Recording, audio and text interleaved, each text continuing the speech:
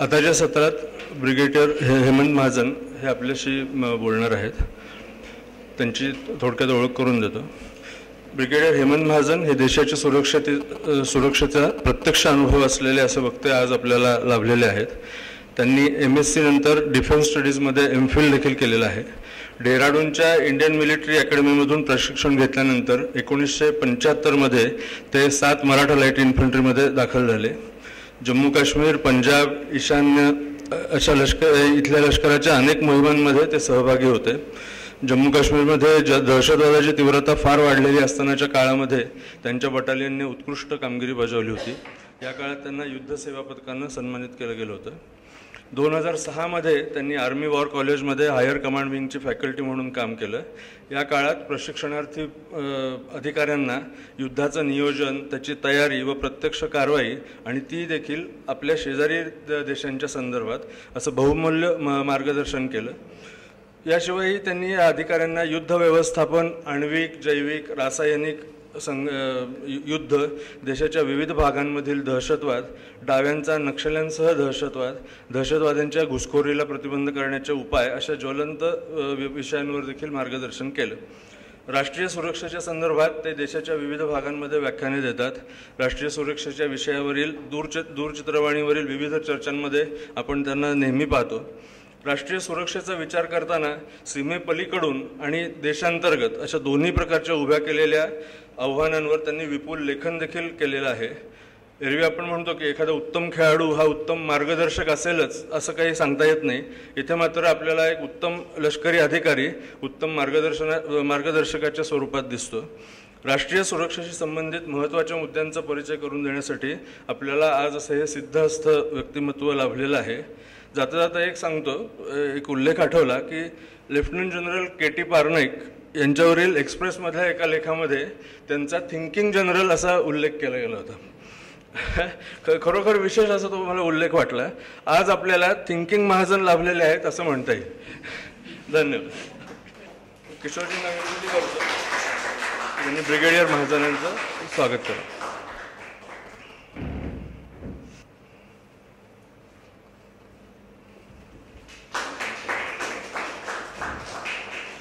धन्यवाद. माझा आवाज मागे येतोय का? येतोय. ओके.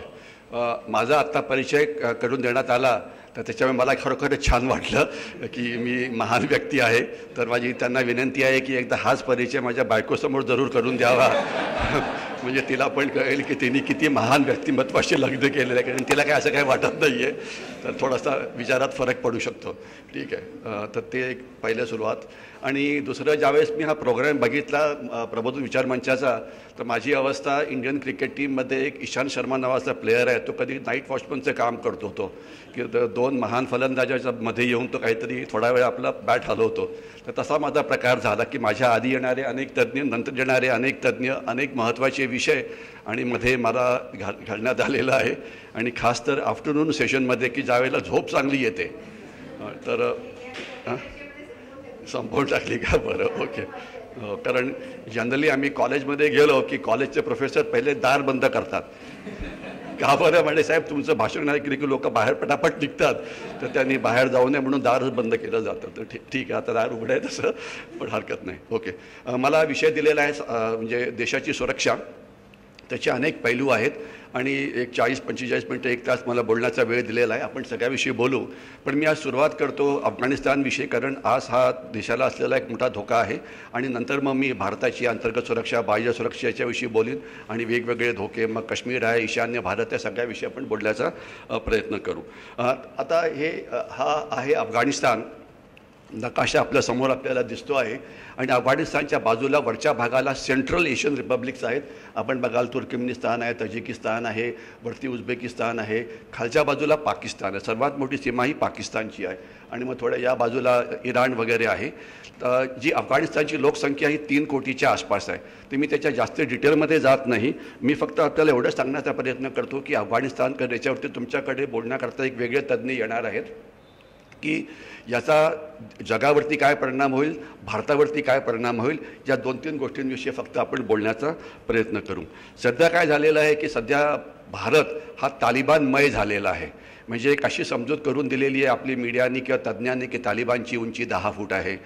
त्यांनी काय केलं तर Afghanistan has been a graveyard of super powers.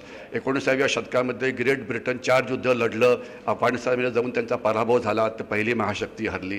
British साम्राज्यावरती कधी सूर्यास्त होत नव्हता तिथे झाला, तर ते एक पहिलं महायुद्ध ते जिंकले. दुसरं मग 1980 ते 90च्या दशकामध्ये Soviet Union was the only super power. ते 1980मध्ये अफगाणिस्तानमध्ये आले, 1990मध्ये परत गेले पराभूत होऊन. आणि Soviet Union was a world class military power. त्यांनी दुसऱ्या महायुद्धात भाग घेतला होता, त्यांचे सेनापती अनुभवी होते, त्यांनी 4.5 लाख सैनिक दुसऱ्या महायुद्धात घालवलेले होते. आणि जे त्यांचे म्हणजे अतिशय प्रसिद्ध सेनापती ॲडमिरल गोर्शको किंवा मार्शल झुकाव वगैरे हे सगळे या युद्धात सेनापती होते, तरी ते हरले. का हरले त्याच्यात मी जास्त जात नाही. आणि मग सध्याची एकुलती एक महासत्ता युनायटेड स्टेट्स, त्यांनी तर जगासमोर स्वतःचं एवढं हास्य करून घेतलेलं आहे की तर लोकांना हसायला एक विषय मिळाला की अमेरिका कसं पळून गेलं, त्यांना कसं झालं, तर मी त्याच्याविषयी बोलत नाही. पण ती महासत्ता आहे एवढं नक्की आहे. म्हणजे असं म्हटलं जातं की अमेरिकेमध्ये इतके थिंक टँक्स आहेत, इतके विचारमंच आहेत की एवढे टँक्स पूर्ण जगात नाही आहेत. म्हणजे प्रत्येक कोपऱ्यामध्ये तुम्हाला एक थिंक टँक मिळतो. आणि त्यांच्यामध्ये जर तुमच्यातले कोणी इथे प्रोफेसर लोक असतील तर त्यांना कळेल की त्यांच्यामध्ये इतके रेफरन्सेस असतात की बाप अरे अतिशय विद्वान. पण हे सगळे विद्वान शेवटी उंटावरून शेळ्या हाकणारे विद्वान निघाले. त्यांना तिथे नेमकं काय होतं काही कळालंच नाही. आणि जो बायडनसुद्धा म्हणतात की मी काय करू, मी लष्करी तज्ज्ञांना विचारलं, मी पॉलिटिकल तज्ज्ञांना विचारलं, मी स्ट्रॅटेजिक एक्सपर्टना विचारलं, सगळे म्हणाले परत या. परत आलो आणि काय गडबड झाली बघा. आणि हे गेल्या 4 प्रेसिडेंट्सपासून चाललेलं आहे. ते सगळे तज्ज्ञ हे सगळे फुसके निघाले. तर त्याच्यामुळे वातावरण निर्मिती काय झाली की तालिबान 10 फूट उंच आहे. म्हणजे अमेरिकेचा पराभव केला. याच्याशिवाय 3.5 लाख हे सैन्य तिथे होतं. आपण आता मगाशी चर्चा करत होतो, त्याच्यामध्ये 2-2.5 लाख सैन्य हे प्रॉपर सैन्य होतं. लक्षात ठेवा, ते बाजारबुणगे नव्हते. जो एक उल्लेख कुठल्या तरी एक्सपर्टनी केला होता ते बाजारबुणगे नव्हते, प्रॉपरली ट्रेंड, इन्क्लुडिंग त्यांचं ट्रेनिंग इथे नॅशनल डिफेन्स अकॅडमी खडकवासला झालं होतं, इंडियन मिलिटरी अकॅडमी डेहराडून जिथे मी होतं तिथे झालेलं होतं. अतिशय ट्रेंड होते. पण तिथे जे घडलं की 3.5 लाख सैन्याचा पराभव झाला, एकसुद्धा गोळी न फायर करता. म्हणजे जगातलं हे पहिलं युद्ध असेल की युद्ध जिंकलं पण गोळीच फायर झाली नाही, वेपन्सच फायर झाले नाही. आणि अफगाणिस्तान सैन्याकडे सगळं होतं. आणि जो बायडन म्हणतात की त्यांना आम्ही तोफा दिल्या, रणगाडे दिले, विमानं दिली, हेलिकॉप्टर दिली, फक्त त्यांना आम्ही एकच गोष्ट देऊ शकलो नाही, ती म्हणजे लढण्याची इच्छाशक्ती. तेवढंच फक्त नव्हतं, बाकी सगळं होतं. इच्छाशक्ती नव्हती. आणि आम्ही ज्या वेळेला या विषयावरती बोलतो, आम्ही म्हणतो की लढाईमध्ये 2 घटक असतात, एक असतं शस्त्र आणि दुसरं असतं शस्त्राच्या मागचा सैनिक आणि त्याचं नेतृत्व. आणि नेहमी हेच सिद्ध झालेलं आहे की शस्त्रापेक्षा सैनिक आणि त्याचं नेतृत्व हे जास्त महत्त्वाचं असतं, हे आपल्याला कळायला पाहिजे. आणि हे पुन्हा एकदा प्रूव्ह झालं की सगळं होतं, फक्त लढण्याची इच्छाशक्ती नव्हती. तर अशामुळे आता वातावरण निर्मिती काय झाली आहे की तालिबान 10 फूट आहे, उंच आहे. तर त्यावेळेस सगळेजण घाबरलेत की अरे बाप रे, आता हे तालिबान 50-60 हजार यांची संख्या आहे, अतिशय कडवे आहेत वगैरे वगैरे, तर आता आपलं कसं होणार. तर याचा भारताला काय धोका आहे वगैरे. तर आपण पटकन पुढे जाऊया. हे सगळे देश आपण जर बघाल तर हा एक भारताचा नकाशा आहे. याच्यात मी जास्त एक्सप्लेन करत नाही, भूराजकीय स्थान वगैरे काय आहे, चीन काय करतं वगैरे. भारताच्या ज्या सीमा आहेत, एक जवळजवळ 16,500 या जमिनी सीमा आहेत आणि 7,600 किलोमीटर या समुद्री सीमा आहेत. तर असं वाटतं की आता या सीमांकडनं, मग ती पाकिस्तानची सीमा असो की LOC असो की नेपाळची सीमा असो, तिथून अशा प्रकारची घुसखोरी होऊ शकते. आणि सीमांकडनं आपल्याला असलेली आव्हानं ही बाबा आझमपासून 30 आहे. तिथून स्मगलिंग होतं, तिथून बेकायदेशीर व्यापार चालतो, तिथून दहशतवादी येतात, तिथून अफगाणचा चरस येतो, तिथून खोट्या नोटा येतात, कुठून कमी कुठून जास्त, एवढंच फक्त फरक आहे. बाकी सगळं तेच येतं. म्हणजे आणि तेच समुद्री सीमाकडनं येतं. 26/11चा हल्ला असेल, 93 सालचे बॉम्ब ब्लास्ट असतील, अजूनसुद्धा स्मगलिंग सुरू आहे. अजूनसुद्धा मी आपल्या आता सुरक्षा दलं दहशतवाद्यांची वाट पाहत थांबलेले आहेत. दहशतवादी यायला तयार नाही आहेत, त्याच्याऐवजी स्मगलिंग होतं आहे. आणि स्मगलिंग काही त्यांना थांबवायला जमत नाही आहे. ठीक आहे. आणि हजारो कोटी रुपयाचे ड्रग्स हे मुंबईत पकडले गेलेत. 5,000 कोटी रुपयाचे ड्रग्स आले कुठे, समुद्रातनं आले. परंतु ना कोस्टगार्ड त्याला पकडू शकलं, ना त्याला पोलीस पकडू शकलं, ना कोणी पकडू शकलं. तरी धोक्याचं स्वरूप हे बदली होतं आहे, युद्धाचं स्वरूप हे बदली होतं आहे. आणि आपण जर पटकन नवीन युद्धाचं स्वरूप शिकलो नाही आणि त्याला काउंटर मेजर्स आपण तयार केले नाही, तर आपण फक्त मागच्या लढाईची तयारी करत राहू. आणि नेमकं तेच आता होत आहे. तर म्हणून आपण थोडंसं नंतर मला देशाची सुरक्षा हा विषय दिला, तर त्याच्यामध्ये मी हायब्रिड वॉर नावाचा शब्द वापरून मग चीन आपल्याशी कसं लढतं आहे याच्याविषयी थोडंसं बोलण्याचा प्रयत्न करीन. तर या भारताच्या सीमा वगैरे जाऊ दे, हा देश आहे, याचं नाव आहे पाकिस्तान. अर्थात सगळ्यांनाच माहिती आहे. आणि पाकिस्ताननी तालिबानला प्रचंड मदत केली आहे. आज एक 40-50 हजार पाकिस्तानचे सैनिक आणि अधिकारी हे तालिबानला नेतृत्व प्रोव्हाइड करत होते. जे इंटेलिजन्स प्रोव्हाइड करण्यात आलं ते तालिबानला ते पाकिस्ताननी केलं. जे प्लॅनिंग किंवा नियोजन होतं ते पाकिस्ताननी केलं. आता समजा हे सैन्य आहे अफगाणिस्तानचं, कुठल्या समजा कंधार नावाचं गाव, तिथे 2000 सैन्य होतं, तर त्याच्यावरती तालिबाननी किती लोकांनी हल्ला करायचा, त्यांना किती बंदुकी पाहिजे, त्यांना किती तोफा पाहिजे, त्यांना किती हे पाहिजे, तर हे सगळं नियोजन पाकिस्ताननी केलं होतं. आता दुसरी गोष्ट वेगळी की ती लढाई कधी झालीच नाही, परंतु हे सगळं पाकिस्ताननी केलं होतं. आणि प्रचंड प्रमाणामध्ये psychological warfare, propaganda warfare, disinformation warfare हे झालं. आणि ज्या कुठल्या यांना लढायचं होतं ते सुद्धा लढले नाहीत. तर पाकिस्तानचा आज म्हणजे ह्याच्यामध्ये खूप मोठा हात आहे. परंतु याच्याकडे मी थोडं वेगळ्या दृष्टीने बघतो की पाकिस्तानसुद्धा is going to get sucked up in a black hole called Afghanistan. Pakistan आता आज पाकिस्तान, आजच आपण बातमी ऐकली असेल तर टी व्हीवरती आलं होतं की अनेक अफगाणी हे पाकिस्तानमध्ये शरणागती पत्करायला येत आहेत. त्याच्यावरती पाकिस्तानी सैन्याने फायर केलं आणि 5-6 तिथे अफगाणी मारले गेले. आणि आज ही जी सीमा आहे अफगाणिस्तान पाकिस्तानची, ज्याला ड्युरंड लाईन म्हटलं जातं, 1 कोटीहून जास्त पश्तुनी किंवा पठाण हे आहेत अफगाणिस्तानमध्ये, पण त्याच्याहून जास्त 1.5 कोटी 2 कोटी पठाण हे पाकिस्तानमध्ये आहेत. आणि हे सगळे इथिनिकली म्हणजे एकमेकाचे भाऊबंद आहेत. तर त्याच्यामुळे पख्तुनिस्तान नावाचा देश वेगळा होईल का, नॉर्थ वेस्ट फ्रंटियर प्रॉव्हिन्स हा पाकिस्तानमधून फुटून तिकडे जाईल का, हे असे प्रश्न आहेत. त्याची उत्तरं तुमच्यातले काही मला यंग मुलं इथे बसलेली दिसतात. तुमच्या कारकिर्दीमध्ये नक्कीच तुम्हाला वेगवेगळे देश बघायला मिळतील पाकिस्तानच्या शिवाय. ओके, तर पाकिस्तानविषयी आपण एवढंच समजणं गरजेचं आहे की पाकिस्तान आता एका मोठ्या, पाकिस्तानला सध्या वाटतं की दे आर ऑन क्लाउड 9, म्हणजे त्यांना वाटतं की आपण फार मोठी ताकद बनणार आहोत. परंतु तसं नाही. पाकिस्तान एक हायली मिलिटराइज सोसायटी आहे. तिथे अफगाणच्या चरस भयंकर आहे. तिथे अफगाणी शरणागती येत आहे. तिथे ज्यावेळेस काबूलला काबूलवरती कब्जा झाला तर काबूलमधून या तालिबाननी 5000 कैदी सोडले. तर त्याच्यामधली आनंदाची बातमी अशी आहे की ते जवळजवळ सगळे हे तेहरीक तालिबान पाकिस्तान नावाच्या संघटनेचे होते, दहशतवादी संघटनेचे होते, जी पाकिस्तानच्या विरुद्ध काम करते. आणि आता त्यांनी पाकिस्तानच्या विरुद्ध काम करायला सुरुवात केली. तर ती आनंदाची बातमी आहे. तर म्हणजे काही आनंदाची बातमी पण द्यायला पाहिजे ना, कारण तुम्हाला अनेक एक्सपर्ट ते सांगणार नाहीत पाकिस्तान पाकिस्तान तालिबान तालिबान असं होऊन जातं. तसं नाही. त्यांना भरपूर प्रॉब्लेम्स आहेत की म्हणजे आधीच त्यांची अर्थव्यवस्थेची अवस्था खराब आहे. आणि तुम्हाला पाकिस्तानची अवस्था किती खराब आहे सांगायचं म्हटलं तर ट्रेडिशनली पाकिस्तानचं 85% सैन्य हे भारत पाकिस्तान सीमेवरती असायचं. आपण बघाल ती सीमा आपल्याला इथे दिसते आहे. लेझर पॉईंटर आहे का तुमच्याकडे? नाही. ओके, तर तुम्हाला मी दाखवलं असतं, तर लाल पॉईंट दाखवतं ते. ठीक आहे, हरकत नाही. तर तो तिथे ती सीमा आहे. तर तिथे 85% सैन्य असायचं. पण आता सध्या परिस्थिती बदली झालेली आहे. आता 50% सैन्य हे पाकिस्तानच्या आत दहशतवादी विरोधी अभियान करण्यामध्ये गुंतलेलं आहे. कोणी नॉर्थ वेस्ट फ्रंटियर प्रॉव्हिन्समध्ये आहेत, कोणी वजिरिस्तानमध्ये आहेत, कोणी बलुचिस्तानमध्ये आहेत. आणि एक तुम्हाला मध्ये रस्ता दिसतो आहे, तो रस्ता बघितला की मला नेहमी आनंद होतो. त्याच्या रस्त्याचं नाव आहे चायना पाकिस्तान इकॉनॉमिक कॉरिडॉर. लोक म्हणतात की याच्यामुळे भारताला फार धोका निर्माण होणार आहे. मी म्हणतो भारताला धोका निर्माण होणार नाही. याच्यामुळे प्रचंड धोका हा चीनला निर्माण होणार आहे आणि पाकिस्तानला निर्माण होणार आहे. का, याचं उत्तर मी आता देत नाही, कारण मालिकेमध्ये एक पद्धत असते, एखादा प्रश्न सोडून द्यायचा आणि मग उत्तराकरता उद्याचा भाग 2 बघा, तसला तो प्रकार असतो. ठीक आहे, तर तसलं ते काहीतरी कुतूहल सोडण्याकरता का ते मी सांगत नाही. ठीक आहे, ओके. तर हा रस्ता एक ब्लॅक होल आहे. या रस्त्याचा काहीच फायदा नाही, कारण पाकिस्तानचा सर्वात मोठा उद्योगधंदा आहे दहशतवाद, आणि दहशतवादाला रस्ता लागत नाही. आणि चायना पाकिस्तान इकॉनॉमिक कॉरिडॉर जे खालती जे बंदर दाखवलं आहे ग्वाडार नावाचं, त्यांना वाटलं होतं इथे 5-6 हजार शिप्स येतील, सामान अनलोड करतील, परंतु गेले 3 वर्ष तिथे ॲव्हरेज 5 जहाजं येतात. त्यामुळे त्याचा काही उपयोग नाही. म्हणजे जर मुंबई पुणे एक्सप्रेस हायवेवरती जर रोज सकाळी एक गाडी आणि संध्याकाळी एक गाडी यायला लागली तर त्या रस्त्याचं कसं नुकसान होईल आणि सरकारचा कसा कबाडा होईल, तर तसा कबाडा इथे होतो आहे. आणि याच्यामध्ये नॉट ओन्ली पाकिस्तान पण चायना अडकलेला आहे की जी त्यांनी मोठी गुंतवणूक केली आहे ती अडकलेली आहे. आणि इथेच मी थोडं चायनाला कव्हर करतो. चायना असं म्हटलं जातं की चायना पाकिस्तान आता जे अफगाणिस्तानमध्ये एक पोकळी निर्माण झालेली, अमेरिका तिथून पळून गेलेली आहे, तर ती पोकळी भरण्याचं काम चायना करेल. तर अगेन मला खूप आनंद होतो त्याच्यामुळे. त्याचं कारण काय की जिथे 3 महाशक्ती फसल्या आहेत त्या अफगाणिस्तानच्या दलदलीमध्ये अजून एक फसतील, हा त्याचा अनुभव आहे.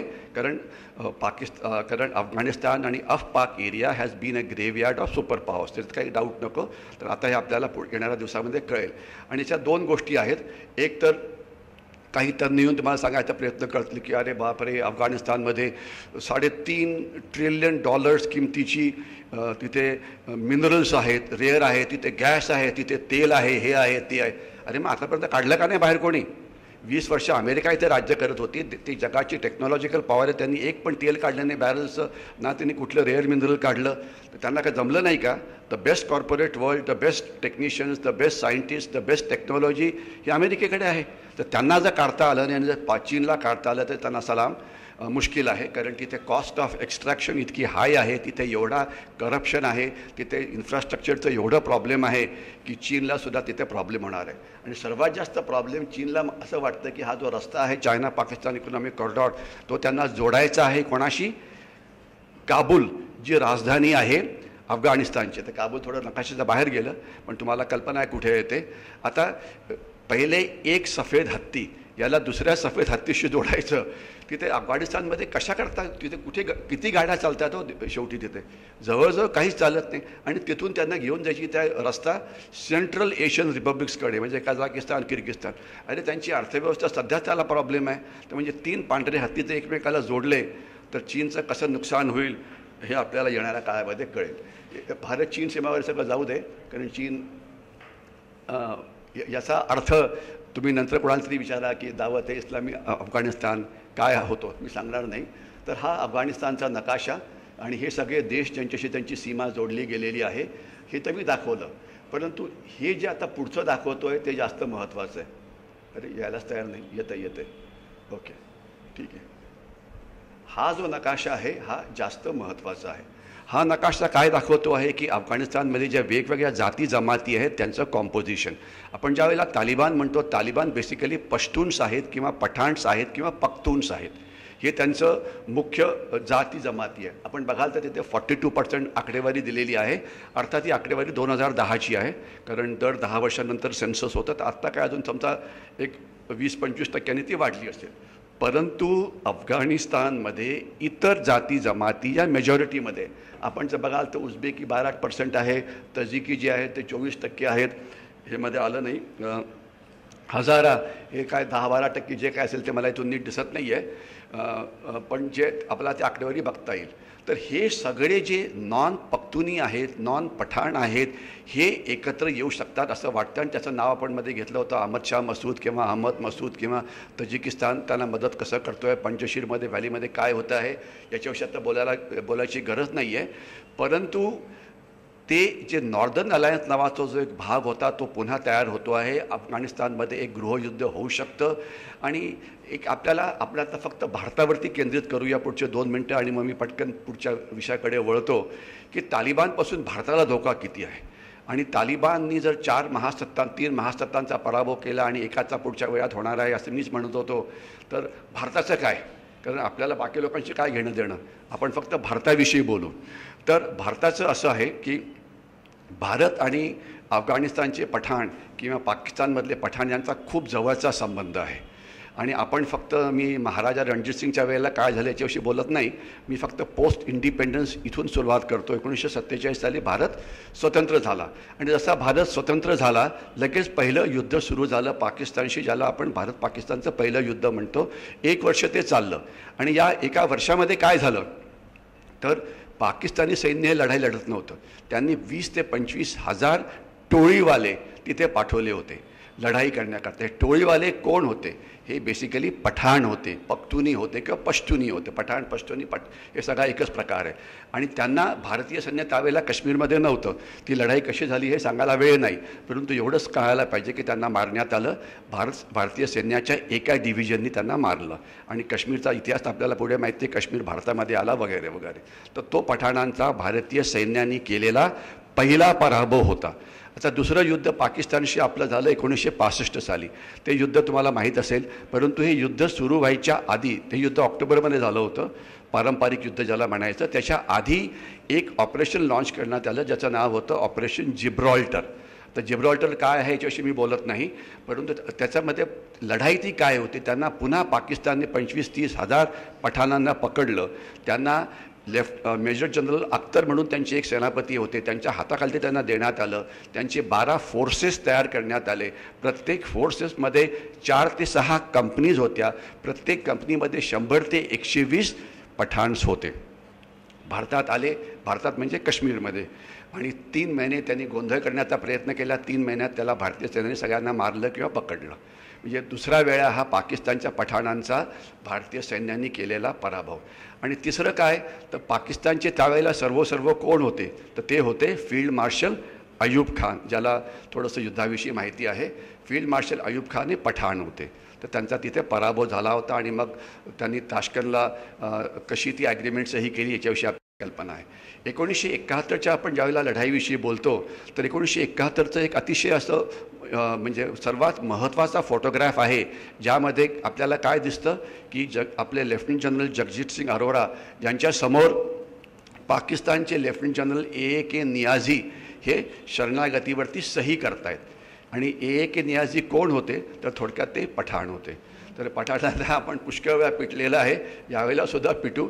आणि एवढंच नाही तर 1980च्या दशकामध्ये अनेक त्यावेळेला तालिबान नव्हतं, तालिबान हे पोस्ट 1980 तयार झालेलं आहे, 1980 नंतरचं. तर त्यावेळेला हे पश्तून्स किंवा पठाण्स किंवा फॉरेन टेररिस्ट काश्मीरमध्ये यायचे. 1980मध्ये आले, 90मध्ये आले, 2000मध्ये आले. आणि एक वेळ अशी होती की काश्मीरमध्ये 40% दहशतवादी हे फॉरेन असायचे. फॉरेन म्हणजे नॉन काश्मीरीज, आणि त्याच्यातले 90% हे पठाण असायचे. तर त्यांना आपण मारलेलं आहे, त्या सगळ्यांना म्हणजे हे केलेलं आहे. ते अर्थात याच्याकरता किंमत भारतीय सैन्याला प्रत्येक वेळेला रक्त सांडून द्यावी लागते. आणि 3,500 अच्छा ओके, थोड़ा बीच में हिंदी में भी बात करेंगे. वैसे ये जो स्लाइड्स है ये इंग्लिश में भी है, तो थोड़ा बहुत ये भी आप देख पाएंगे. मैं इनको बता रहा था कि ये जो तालिबान है या अफगाणिस्तान है, तालिबान ये 90% ये आता तुम्हाला हिंदीमध्ये ऐकायला मिळेल की, म्हणजे माझं हिंदी चांगलं आहे याला तुम्ही दाद देऊ शकता. नाही समजलं तर तुम्हाला मराठीत पहिले सांगितलेलंच आहे. तर त्याच्यामुळे Hindi plus Marathi divided by 2 चांगलं होईल. आणि स्लाइड्स तर इंग्लिशमध्ये आहे, तर डिवाइडेड बाय 3 करा, तर ते जास्त चांगलं राहील ते. ओके, तो what I was trying to tell them was कि ये जो इनकी जो कॉम्पोजिशन है, तालिबान ये 90% पठान्स है, लेकिन आज अफ़गानिस्तान के अंदर नियरली 52% ये नॉन पठान्स है. जो उज़्बेकी है 12% है, हज़ाराज है, ये जो फिगर मुझे यहाँ से फिगर नज़र नहीं आ रही, 16% है, जो तजीकी है वगैरह वगैरह. मैं हज़ारा के बारे में बात करना भूल गया था जब मैं मराठी में बात कर रहा था. हज़ारा ये सुन्नी है. वैसे देखा जाए तो ये जो अफ़गानी है 99% मुस्लिम है. पहले एक ज़माना था जब 2% हिंदू या सिख होते थे और 98% मुस्लिम होते थे. और ऑन एन एवरेज जो हाईएस्ट पॉपुलेशन जो हिंदू और सिख की थी वो तकरीबन 10 लाख के आसपास थी एट द पीक. वो वहाँ पे कैसे गए मराठा के टाइम पे, रणजीत सिंह के टाइम पे, वो इसमें मैं जाना नहीं चाहूँगा, लेकिन 10 लाख उनकी अप्रॉक्सीमेट संख्या थी. और आज कितने हैं? आज इनकी संख्या 4000 से कम है. तो बाकी के कहाँ चले गए? ये मारे गए या तो कन्वर्ट हो गए या कुछ भारत में आ गए. ये जो CA नाम का जो कायदा तैयार किया गया था, सिटीजनशिप अमेंडमेंट एक्ट, इसमें जो माइनॉरिटीज़ है अफ़गानिस्तान, पाकिस्तान, बांग्लादेश का, उसका कारण यही था कि अदरवाइज़ कायदे के मुताबिक इन्हें भारत का नागरिकत्व नहीं मिल सकता, लेकिन इन्हें मिलना चाहिए. लेकिन अभी जो कायदा है वो 2014 तक का है, और अभी कैप्टन अमरिंदर सिंह बोल रहे हैं कि 2014 नहीं जी, ये 2021 तक का होना चाहिए, क्योंकि ये जो अभी आएंगे उनको थोड़ी नागरिकत्व मिल सकता है. वो तो अलाउड नहीं है, क्योंकि कायदा आपने 2014 तक ही पास किया हुआ है. तो एनीवे अभी उनका हालात बड़ा बुरा है. अभी भी कुछ लोग वहाँ पे अटके हुए हैं, तो चलो उनके बारे में कभी बात करेंगे। तो ये अफ़गानिस्तान का जो पश्तून्स को हमने उनकी कैसे पिटाई की हुई है इंडियन आर्मी ने, इसके बारे में हम बात कर रहे थे। 47 की लड़ाई के अंदर, 65 की लड़ाई के अंदर, 1971 के अंदर। 1971 के अंदर बहुत सारी पठान बटालियंस थी, बहुत सारी बलूची बटालियंस थी जिन्होंने हमें सरेंडर किया। आपको याद होगा कि 94,000 prisoners were captured in Bangladesh या इन देन ईस्ट पाकिस्तान। तो मैं ये शॉर्टकट मारता हूँ, तो चंद्रशेखर नेने जी कल आने वाले हैं, तो उनका अगर मैं पूरी इन्फॉर्मेशन निकाल दूँ तो वो क्या बात करेंगे। तो ये है पाकिस्तान। खैर ये तो सबको पता है, ये पाकिस्तान है, लेकिन पाकिस्तान ये एक कोहेसिव स्टेट नहीं है। पाकिस्तान के बारे में मैं केवल 2 चीज़ों के ऊपर बातचीत करने वाला हूँ, बाकी मैंने बहुत सारी बातचीत की हुई है। उन्होंने तालिबान को कैसे मदद की इसके बारे में मैंने बातचीत की हुई है। अभी पाकिस्तान के जो अलग अलग राज्य है, बलूचिस्तान, ये अलग होना चाहते हैं, और बलूचिस्तान लिबरेशन आर्मी है, बलूचिस्तान लिबरेशन फोर्स है, ये बोलते हैं हम अलग होंगे। और जो मैंने चाइना पाकिस्तान इकोनॉमिक कॉरिडोर दिखाया था उसके ऊपर ये हमला करते हैं। और अभी पिछले 2 हफ्ते के अंदर ही 15-16 चाइनीज़ ये मारे गए हैं।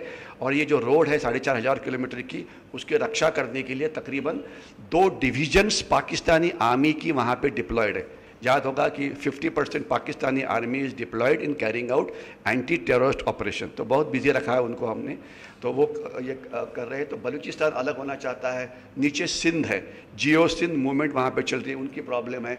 ऊपर का जो इलाका है जिसे नॉर्थ वेस्ट फ्रंटियर प्रोविंस बोला जाता है, ये वही इलाका है पठान इलाका, और यहाँ पे ऑलमोस्ट 2 करोड़ पठान है। और वहाँ पे अगर आप देखेंगे पेशावर आपको नज़र आएगा, पेशावर ये उनकी कैपिटल है। और जो मैं 1 बेल्ट 1 रोड की बात कर रहा था, या बेल्ट एंड रोड इनिशिएटिव की बात कर रहा था, या ओबोर की बात कर रहा था, तो ये चाइना क्या सोचता है कि ये रोड ज्वाइन किया जाए, पेशावर से रोड जाएगी कहाँ, काबुल से। तो चाइना को बेस्ट ऑफ लक, उनको बड़ा प्रॉब्लम होने वाली है। यहाँ खुद की रक्षा नहीं कर सकते तो वहाँ क्या करेंगे, क्योंकि वहाँ पे बड़ा कायदा बड़ा साफ़ है, जिसके इलाके से गाड़ी जाती है उसको खंडनी देनी पड़ती है, ठीक है। तो ये और मतलब तालिबान के पठान भी होंगे तो भी पठान भी कोहेसिव नहीं है, उनका भी अपना अपना इलाका होता है, एरिया ऑफ इन्फ्लुएंस, ठीक है। तो वैसे ये काफ़ी वहाँ पे आपको ये एक्सटॉर्शन किया जाता है। ऊपर वाला हिस्सा जो है पंजाब, पंजाब के बारे में तो आप जानते हैं, नवाज शरीफ है वो है। लेकिन आज पाकिस्तान की तरफ हम केवल दहशतवाद की तरफ से देखते हैं। पाकिस्तान के आज का हालत थोड़ा सा बुरा है, इन द सेंस कि पाकिस्तान जो दहशतवादी हमारे देश में भेजना चाहता है, उनको दहशतवादियों की शॉर्टेज हो रही है। आपने अन्न धान्य की शॉर्टेज सुनी है, पुणे वालों को पानी की प्रॉब्लम कभी होती है वगैरह वगैरह, ठीक है ना।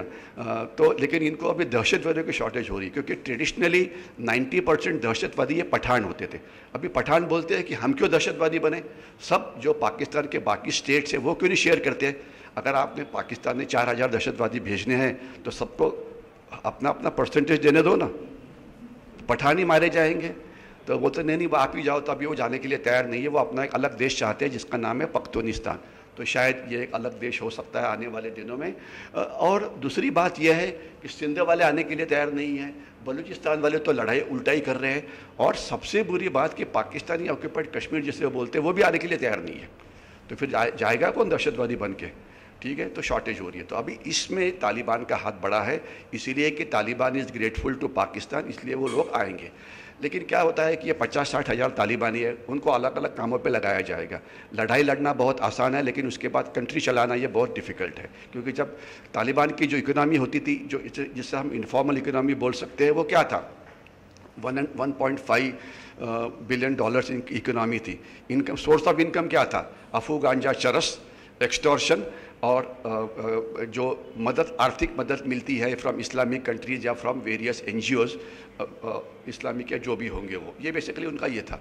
अभी 1.5 के ऊपर सरकार नहीं चलेगी, क्योंकि बात सीधी है कि सरकार को सेंट्रल गवर्नमेंट होती है, सरकार को स्टेट गवर्नमेंट होती है, सरकार की जो ये होती है, सरकार अलग अलग सर्विसेज प्रोवाइड करती है, पानी देती है, बिजली देती है, राशन देती है। और अभी तो अफ़गानिस्तान तो एक मॉडर्न कंट्री बन रहा है, उनकी इकोनॉमिक सर्विसेज है, तो अभी कौन प्रोवाइड करेगा वो, उसके लिए बजट कितना है। तो जो फॉर्मल बजट थी अफ़गानिस्तान की, उसमें से 85% was aid and 15% was the taxes which they collected. अभी ये पूरा सब बंद हो गया है, क्योंकि सभी पैसे ये अमेरिका के पास है। वो बोलते हम नहीं देते पैसे आपको, अभी हमारे बैंक में हम ये रख लेंगे उसको, ठीक है, जब तक आप अपने बिहेवियर ठीक नहीं करोगे तब तक। और जो वर्ल्ड बैंक या वर्ल्ड इंस्टीट्यूशंस होती है, वर्ल्ड बैंक है, इंटरनेशनल मॉनेटरी फंड है, वो भी पैसे देने के लिए तैयार नहीं है। तो इसलिए पैसे कहाँ से मिलेंगे, तो चाइना देगा, इस प्रकार की बात हो रही है। और वो क्योंकि वो देंगे क्योंकि $3 ट्रिलियन का मिनरल्स वहाँ से एक्सट्रैक्ट करना चाहते हैं, उसके लिए हमने पहले बेस्ट विशेष दिए हुए हैं। तो देखते हैं आने वाले दिनों में ये कितना एक्सट्रैक्ट कर पाएंगे। लेकिन आज की बात है कि ये जो ISIS वाले खुरान सर वाले जो है उन्होंने एक बॉम्ब ब्लास्ट कर दिया, उसमें से 17 अमेरिकन सोल्जर्स मारे गए, 3-4 ब्रिटिश वाले मारे गए। और एक ब्रिटिश जनरल है, उनका नाम है जनरल निक कार्टर। सडनली उनका लव रिलेशनशिप शुरू हो गई तालिबान के साथ। उनका एक इंटरव्यू है, आप यूट्यूब पे देखेंगे, वो बोलते हैं कि तालिबान अब ये सुधरा हुआ है, बहुत अच्छा है, we should give them a chance to govern. अभी उनके 3 ब्रिटिश सोल्जर कल मारे गए, तो उसके बाद निक कार्टर जी को पूछना चाहिए भाई अभी आपका अभी कहना क्या है, अभी भी उनको चांस दोगे या आप ये करेंगे। तो अभी हालात बुरा है, 31 अगस्त के पहले सबको बाहर निकलना है, निकलना मुश्किल है, ये गड़बड़ करेंगे। लेकिन अच्छी बात यह है कि every cloud, black cloud has a silver lining. अभी ये 50-60 हज़ार जो तालिबानी है जो प्रॉब्लम क्रिएट करेंगे, कुछ तो अमेरिका की तरफ जाएंगे, कुछ तो ISIS की तरफ जाएंगे, कुछ अलकायदा की तरफ जाएंगे। तो हमारा जो ऑथराइज शेयर इतना नहीं ज़्यादा होगा जितना आप लोग सोचते हैं, और आएंगे भी तो हम देख लेंगे। तो आपको ज़्यादा फिक्र करने की ज़रूरत नहीं है। The Indian army is more than capable of taking care of the national security, but Indian army will have to shed lot of blood. Indian army has lost more than 3,500 soldiers in carrying out anti terrorist operations in Jammu and Kashmir. और जितना खून Indian army एक साल में बहाती है, इतना बाकी देश की पूरी इंस्टीट्यूशन मिला के नहीं देती है। ये आपको पता होना चाहिए। अगर आपको स्टैटिस्टिकल डेटा चाहिए तो वो एक SATP नाम का पोर्टल है, जहाँ पे आप ये डेटा देख सकते हैं कि कौन कितने कहाँ पे मारे गए, नक्सल एरिया है, ईशान्य भारत है, कश्मीर है, वगैरह वगैरह। तो ये मेरे ख्याल से अभी तालिबान को फास्ट फॉरवर्ड कर देते हैं, इसको छोड़ देते हैं। नॉर्दर्न अलायंस के बारे में बात नहीं करेंगे, इनकी पॉपुलेशन के बारे में बात नहीं करेंगे, तालिबान को क्या क्या मदद देती है उसके बारे में बात नहीं करेंगे। और तो हमने करना क्या चाहिए, तो बस नरसिम्हा राव वाली पॉलिसी, कुछ मत करो, वेट एंड वॉच। ठीक है, वो बड़ा उनका पॉलिसी था, लंबा लंबा सांस लेते रहते थे वो कि कुछ नहीं करना है, और वो बड़ा अच्छा डिसीजन था वो। तो अभी सिचुएशन इतनी टर्बुलेंट है कि कुछ नहीं करना यही अच्छा रहेगा। पहले बाकी लोगों को उनको ये करना, तो नो मुस्लिम चाइना ने भी उनको अभी तक ये नहीं किया हुआ है, रिकॉग्नाइज नहीं किया है। पाकिस्तान भी रिकॉग्नाइज नहीं कर रहा है। ठीक है, तो ये सब, और हमने इसका इस्तेमाल करना चाहिए पाकिस्तान को टेरर स्पॉन्सरिंग स्टेट डिक्लेयर करने के लिए। आई ओनली होप कि हमारे जो फॉरेन मिनिस्टर है ये सब देख रहे हैं, क्योंकि अभी पाकिस्तान खुल्लम खुला दिखा रहा है कि ये सब हमारे पास थे। जो आज मारा गया वो पाकिस्तान के अंदर था, जो ISIS वाला मारा गया है। तो ये FATF नाम की जो संस्था है, वहाँ पे ये सब प्रूफ देना चाहिए, and Pakistan should be declared as a state sponsoring terrorism. I am sure कि समथिंग इज बीइंग डन। तो ऑप्शंस फॉर इंडिया ये इतना बड़ा है। इन शॉर्ट, अगर आप गड़बड़ करेंगे, कश्मीर में आओगे तो हम आपको मदद नहीं करेंगे। There is no need to jump the gun and be very happy. Okay, मैं इसको यही रोकता हूँ, क्योंकि ये तो मेरा इंट्रोडक्शन था। ये मेरा जो विषय जो मुझे दिया था वो है नेशनल सिक्योरिटी के लिए जो अलग अलग चैलेंजेस आपके सामने, चैलेंजेस ही चैलेंजेस है। लेकिन उसका अगर आपको एक लाइन में उत्तर चाहिए कि इसके लिए करना क्या चाहिए, तो उसका एक लाइन का उत्तर यह है कि every Indian should do what he can do. यानी कि हर एक जो देश का नागरिक है उसने इस लड़ाई के अंदर शामिल होना चाहिए। इंफॉर्मेशन वॉर क्या है, डिसइंफॉर्मेशन वॉर क्या है, साइकोलॉजिकल वॉरफेयर क्या है, प्रोपेगेंडा वॉरफेयर क्या है, आर्थिक युद्ध क्या है, लीगल वॉरफेयर क्या है, इन सब के ऊपर बातचीत हम करेंगे। लेकिन what we require today are citizens. जिस प्रकार के क्षेत्र में आप काम करते हैं वहाँ पे आपने वर्ल्ड क्लास बनना चाहिए, क्योंकि अगर आपने चाइना के साथ लड़ाई करनी है, आपके एनिमी बड़े क्लियर है, चाइना है, पाकिस्तान है, नक्सलवादी है, माओवादी है, दहशतवादी है, इलीगल बांग्लादेशी माइग्रेंट्स है, और काफ़ी सारे इंडियंस की जो देशद्रोही है, ये आपके एनिमी है और इनके साथ लड़ना है। तो every one of us is a soldier in this battle. ये शॉर्ट समरी है। तो अगर आप विद्यार्थी है, मुझे कुछ विद्यार्थी शायद पीछे नज़र आ रहे हैं, तो आपने सर्वश्रेष्ठ विद्यार्थी कौन माना जाता है इतिहास के अंदर, तो वो है अर्जुन। तो आपने अर्जुन के आगे जाना चाहिए। अगर आप में से कोई शिक्षक है, प्रोफेसर्स है, तो उन्होंने क्या बनना चाहिए? सर्वश्रेष्ठ शिक्षक थे द्रोणाचार्य। आप हमारे में द्रोणाचार्य अवार्ड है, तो द्रोणाचार्य के आगे जाना चाहिए। अगर आप इंडस्ट्रियलिस्ट है तो आपने माइक्रोसॉफ्ट के आगे जाना चाहिए या ओला के आगे जाना चाहिए। ओला का ना गाड़ी है, ना ड्राइवर है, ना कुछ है, सिर्फ हमारे गाड़ी हमारी, ड्राइवर हमारा, देश हमारा, लेकिन बस आपको एक मैसेज भेजते हैं और प्रॉफिट कमाते हैं। गूगल के पास कोई नाम की चीज़ ही नहीं है, यूट्यूब के ऊपर फिल्म हम ही डालेंगे, हमारे फ्रेंड्स को लिंक हम ही भेजेंगे, और प्रॉफिट कौन लेगा? गूगल। ठीक है, फेसबुक के ऊपर प्रॉफिट कौन कमाता है? गूगल, मतलब फेसबुक। ठीक है, तो हमने उनके आगे जाना चाहिए। अगर आप साइंटिस्ट हैं तो अब्दुल कलाम बनना चाहिए, ऐसा कोई मिसाइल तैयार करो कि चाइना का बत्ती बंद हो जाएगा वगैरह वगैरह। तो each field we have to reach world class, and unfortunately हमारी जो ये है सेक्टर्स ये वर्ल्ड क्लास नहीं है। कॉर्पोरेट वर्ल्ड में केवल 2-3 ही सेक्टर्स है जो वर्ल्ड क्लास है। एक तो सॉफ्टवेयर वाला है, दूसरा इंफॉर्मेशन टेक्नोलॉजी है, और तीसरा सरप्राइजिंगली ऑटो सेक्टर, ये वर्ल्ड क्लास है, ऑटोमोबाइल्स।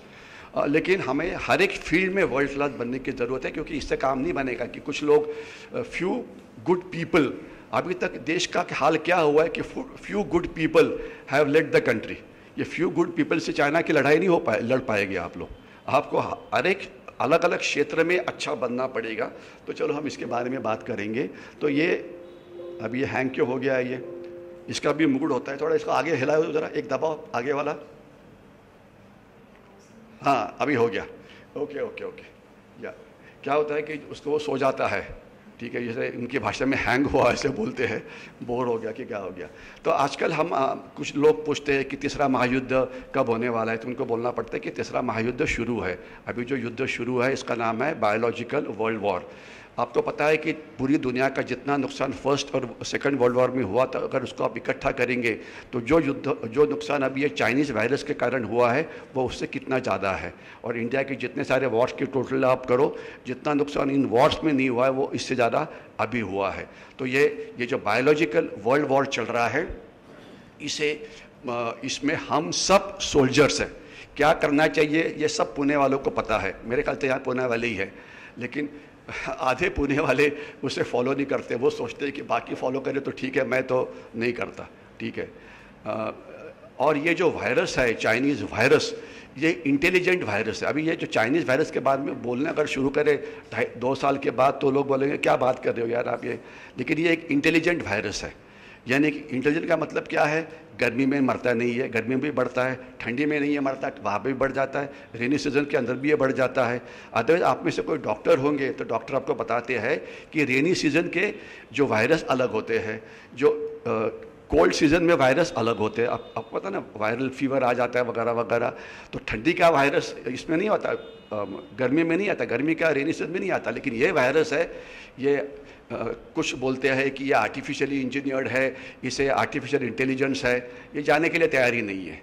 तो करना क्या चाहिए? ये तो आप किसी को मोबाइल कॉल करो ये पूरा आ जाता है। मोर इम्पॉर्टेंट इज इम्प्लीमेंटेशन, और आपकी इम्यूनिटी बढ़ाओ and try and keep yourself as safe as possible.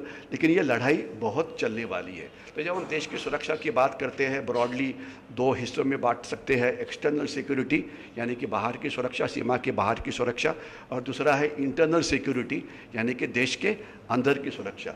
जब हम एक्सटर्नल सिक्योरिटी की बात करते हैं, इसका मतलब क्या है? लैंड बॉर्डर्स यानी कि ज़मीनी सीमा, जो मैंने नक्शा आपको दिखाया था, एक बार फिर दिखा दूंगा। दूसरी है सी बॉर्डर्स यानी कि समुद्री सीमा। महाराष्ट्र को इंटरनेशनल बॉर्डर है क्या? है, हमें 780 किलोमीटर्स वाली सी बॉर्डर्स है, तो यह एक इंटरनेशनल बॉर्डर है। और तीसरी बॉर्डर जो है वो एयर स्पेस है, स्पेस है, और चौथी बॉर्डर है साइबर नाम की। तो ये एयर स्पेस और जो स्पेस, इसमें क्या फ़र्क है? तो आपको पता होना चाहिए कि जो ओवर फ्लाइट्स राइट होते हैं वो 29,000 फीट तक के होते हैं। उसके ऊपर जो है वो स्पेस माना जाता है। ठीक है, अगर आपने किसी देश के बीच में से जाना है तो आपको उनकी परमिशन लेनी पड़ती है। अगर आप 30,000 फीट के ऊपर जाएंगे, कि जो अमेरिका के विमान करते हैं, उनको किसी की परमिशन लेने की ज़रूरत नहीं है। और साइबर की तो कोई बाउंड्री नहीं है। साइबर के बारे में तो आपको सबको पता है, कहीं का आदमी कुछ भी कहीं कर सकता है। तो ये एक्सटर्नल सिक्योरिटी के डायमेंशंस है। ये अभी प्रॉब्लम यह है कि हर एक स्लाइड के ऊपर मैं अगले 5 मिनट बोल सकता हूँ, लेकिन ज़माना T20 का है, इसलिए मैं केवल रिप्रेजेंटेटिव पॉइंट्स बोल के यहीं पर छोड़ दूंगा, और कुछ होगा तो कुछ क्वेश्चन आंसर्स में हम लेते हैं। तो ये हमारा जो टॉपिक है ये पूरा नहीं हो पाएगा। तो हम क्विकली इंटरनल सिक्योरिटी के ऊपर आ जाते हैं। तो इंटरनल सिक्योरिटी के अंदर नक्सलिज्म है, टेररिज्म है, proxy war in Jammu and Kashmir है, इंसर्जेंसी नॉर्थ ईस्ट है, ईशान्य भारत में जो बांग्लादेशी घुसखोरी है उसके बारे में है। तो मैं आपको थोड़ी सी यहाँ पे एक कहानी बताना चाहता हूँ। कि जो लड़ाई का जो स्वरूप बदली हुआ वो किस प्रकार से बदली हुआ। इनिशियली 47 से लेकर 1972 तक हम लड़ाइयाँ लड़ते रहे, कन्वेंशनल वॉर, पाकिस्तान के साथ 47 में, पाकिस्तान के साथ 65 में, पाकिस्तान के साथ 71 के अंदर, ये सब लड़ाइयाँ बिल्कुल वेल डॉक्यूमेंटेड है, और चाइना के साथ 1962 के अंदर। लेकिन 72 के बाद इस लड़ाई के अंदर मैं नहीं जाऊंगा, अगर आपको इंटरेस्ट है तो मैं इतना ही बोलना चाहूँगा कि मैं बहुत सारे क्वेश्चन के रिप्लाई मतलब उसको पूरा क्लैरिफाई नहीं कर रहा हूँ, लेकिन इस विषय के ऊपर मेरा यूट्यूब के ऊपर बहुत सारी चीज़ें मैंने डाली हुई है। अगर आप यूट्यूब के ऊपर जाएंगे, वहाँ पे नाम डालो, यूट्यूब के ऊपर जाओ, यूट्यूब का सर्च होता है, वहाँ पे नाम डालो ब्रिग हेमंत महाजन। ब्रिग क्या है, मेरी अपॉइंटमेंट, और हेमंत महाजन मेरा नाम है, तो आपको नज़र आ जाएगा मेरी शक्ल, और वहाँ पे बहुत सारे वीडियोज़ है इंग्लिश, मराठी, हिंदी में, उसे आप ज़रूर देखो, क्योंकि हर एक टॉपिक अदरवाइज बात करने की कोशिश करें तो ज़्यादा समय लग जाएगा, इसलिए मैं आपको केवल रिप्रेजेंटेटिव पॉइंट ही बताऊँगा। तो मैं लड़ाई की बात कर रहा था, ये 4 युद्ध हुए। 71 की लड़ाई लड़ने के बाद पाकिस्तान को समझ में आया कि ये लड़ाई लड़के जीतना बड़ा मुश्किल है, उनको तो कश्मीर चाहिए, उनको तो भारत के टुकड़े करने हैं, तो उन्होंने इसके बाद लड़ाई, अलग प्रकार की लड़ाई शुरू कर दी, जिसका नाम था ऑपरेशन टोपैज या ऑपरेशन काराकोरम। काराकोरम क्या है, पाकिस्तान में जो हिमालयन रेंजेस है उसका एक हाईएस्ट पीक है, और ये ऑपरेशन काराकोरम के 3 हिस्से थे, K1, K2 और K3। K1 यानी कि खालिस्तान, K2 यानी कि कश्मीर, और K3 यानी कि रेस्ट ऑफ इंडिया। ठीक है, तो K1 यानी कि खालिस्तानी दहशतवाद क्या कर रहा है आपको पता है, तो हम केवल फिलहाल उसकी हालात क्या है इसके बारे में बात करेंगे। 1980 से लेकर 90 तक ये दहशतवाद बहुत चल रहा था। उस समय मैं पंजाब में था, हमने वहाँ पे बहुत काम किया हुआ है, एंटी टेररिस्ट ऑपरेशन में हिस्सा लिया हुआ है, तो उसके बाद में कभी बात करेंगे। इंडियन आर्मी ने बहुत अच्छा काम किया, पंजाब पुलिस ने काम किया, और 90s में उसकी कमर टूट गई। और अभी जो पंजाब में जो दहशतवाद चल रहा है, it is more of narco terrorism या अफू गांजा चरस का दहशतवाद। आप में से किसी लोगों का, कुछ लोगों ने फिल्म देखी होगी जिसका नाम है उड़ता पंजाब। उड़ता पंजाब क्या है, जिनको पता नहीं है वो, जिनको पता है उनसे पता समझ लो कि क्या है ये, ठीक है, आपका संवाद थोड़ा बढ़ जाएगा। ओके, तो Udta Punjab basically drug addiction, 50% of youth in Punjab are addicted by drugs, और जो खालिस्तानी टेररिज्म अचीव नहीं कर पाया वो उड़ता पंजाब ने अचीव कर लिया है, उसे हम छोड़ देते हैं। कश्मीर का दहशतवाद, ये भी बहुत वेल डॉक्यूमेंटेड है, उसकी मैं इसके ऊपर मैंने बहुत ज़्यादा बातचीत की हुई है, अभी ये भी आपको यूट्यूब पे मिल जाएगा। तो अभी की हालात क्या है, बाद में 2 मिनट हम उसके ऊपर बात कर लेंगे। 370 कलम निकलने के बाद 2 साल हो गए तो क्या हो गया है, लेकिन it is under control. There are barely 200 terrorist in Kashmir, और अभी तालिबान की मदद से उसे एक बार रीइग्नाइट करने की कोशिश पाकिस्तान करेगा। तो मैंने पहले ही आपको बता दिया है कि फिक्र मत करो, उनकी तो पिटाई होने वाली है। ओके, क्योंकि life of an average terrorist in Kashmir is not more than 1 year. 1 साल के बाद वो ऊपर चला ही जाता है, ठीक है, बट तब तक तो हिंसाचार कर सकता है, ये याद रखिए। ऐसा नहीं है कि वो भी कुछ निकम्मे हैं, लड़वैया है वो, ऐसी बात नहीं है। ओके, तीसरा भाग जो है दहशतवाद, 1993 में पहला बॉम्ब ब्लास्ट हो गया, जिसका पहला मान मराठी पाऊल पुढे, तो उसमें किसको मिला, मुंबई को मिला, और मुंबई की कोस्ट से रायगढ़ का कोस्ट था, वहाँ से रायगढ़ तो मुझे पता था कि भाई छत्रपति की राजधानी थी, लेकिन वो जाके जगह मैं देख के आया। मैंने एक किताब लिखी है कोस्टल सिक्योरिटी के ऊपर, तो उसमें शेखाड़ी का फोटोग्राफ आपको मिल जाएगी, वहाँ पे वो ये जो बॉम्ब स्फोट वाला सामान वहाँ पे लैंड हो गया था। तो चलो वो अलग कहानी है। तो ये टेररिस्ट एक्टिविटी शुरू थी, लेकिन 2014 के बाद एक थोड़ा फ़र्क पड़ गया, एक सरकार आ गई जिसके बारे में आपको पता है, और उसके बाद ये जो टेररिज्म जो बाकी रेस्ट ऑफ इंडिया में था वो कम हो गया या ख़त्म ही हो गया। अभी आप कश्मीर छोड़ के और कहीं इस प्रकार के बॉम्ब हमले नहीं हो रहे हैं, जो भी गड़बड़ होती है वो केवल it's restricted to the Kashmir valley. उसके बारे में बात करूंगा, क्यों हो गया, कैसे हो गया, एक्टिविटी कैसे इंप्रूव हो गई है, बाद में बात करेंगे।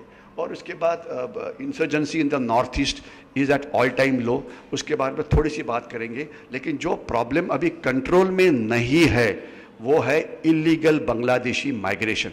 और अगर मुझे कोई पूछा जाए, मेरी कमेंट पूछी जाए, तो आईसिस से मत डरो, तालिबान से मत डरो, इसलिए कि मैं बोल रहा हूँ, लेकिन डरो इलीगल बांग्लादेशी माइग्रेशन से। वो किताब ये बहुत ही बड़ा कैंसर है और आपको किस प्रकार से खा रहा है इसके बारे में। आज 5 करोड़ से ज़्यादा बांग्लादेशी आज भारत में है, 5 करोड़ से।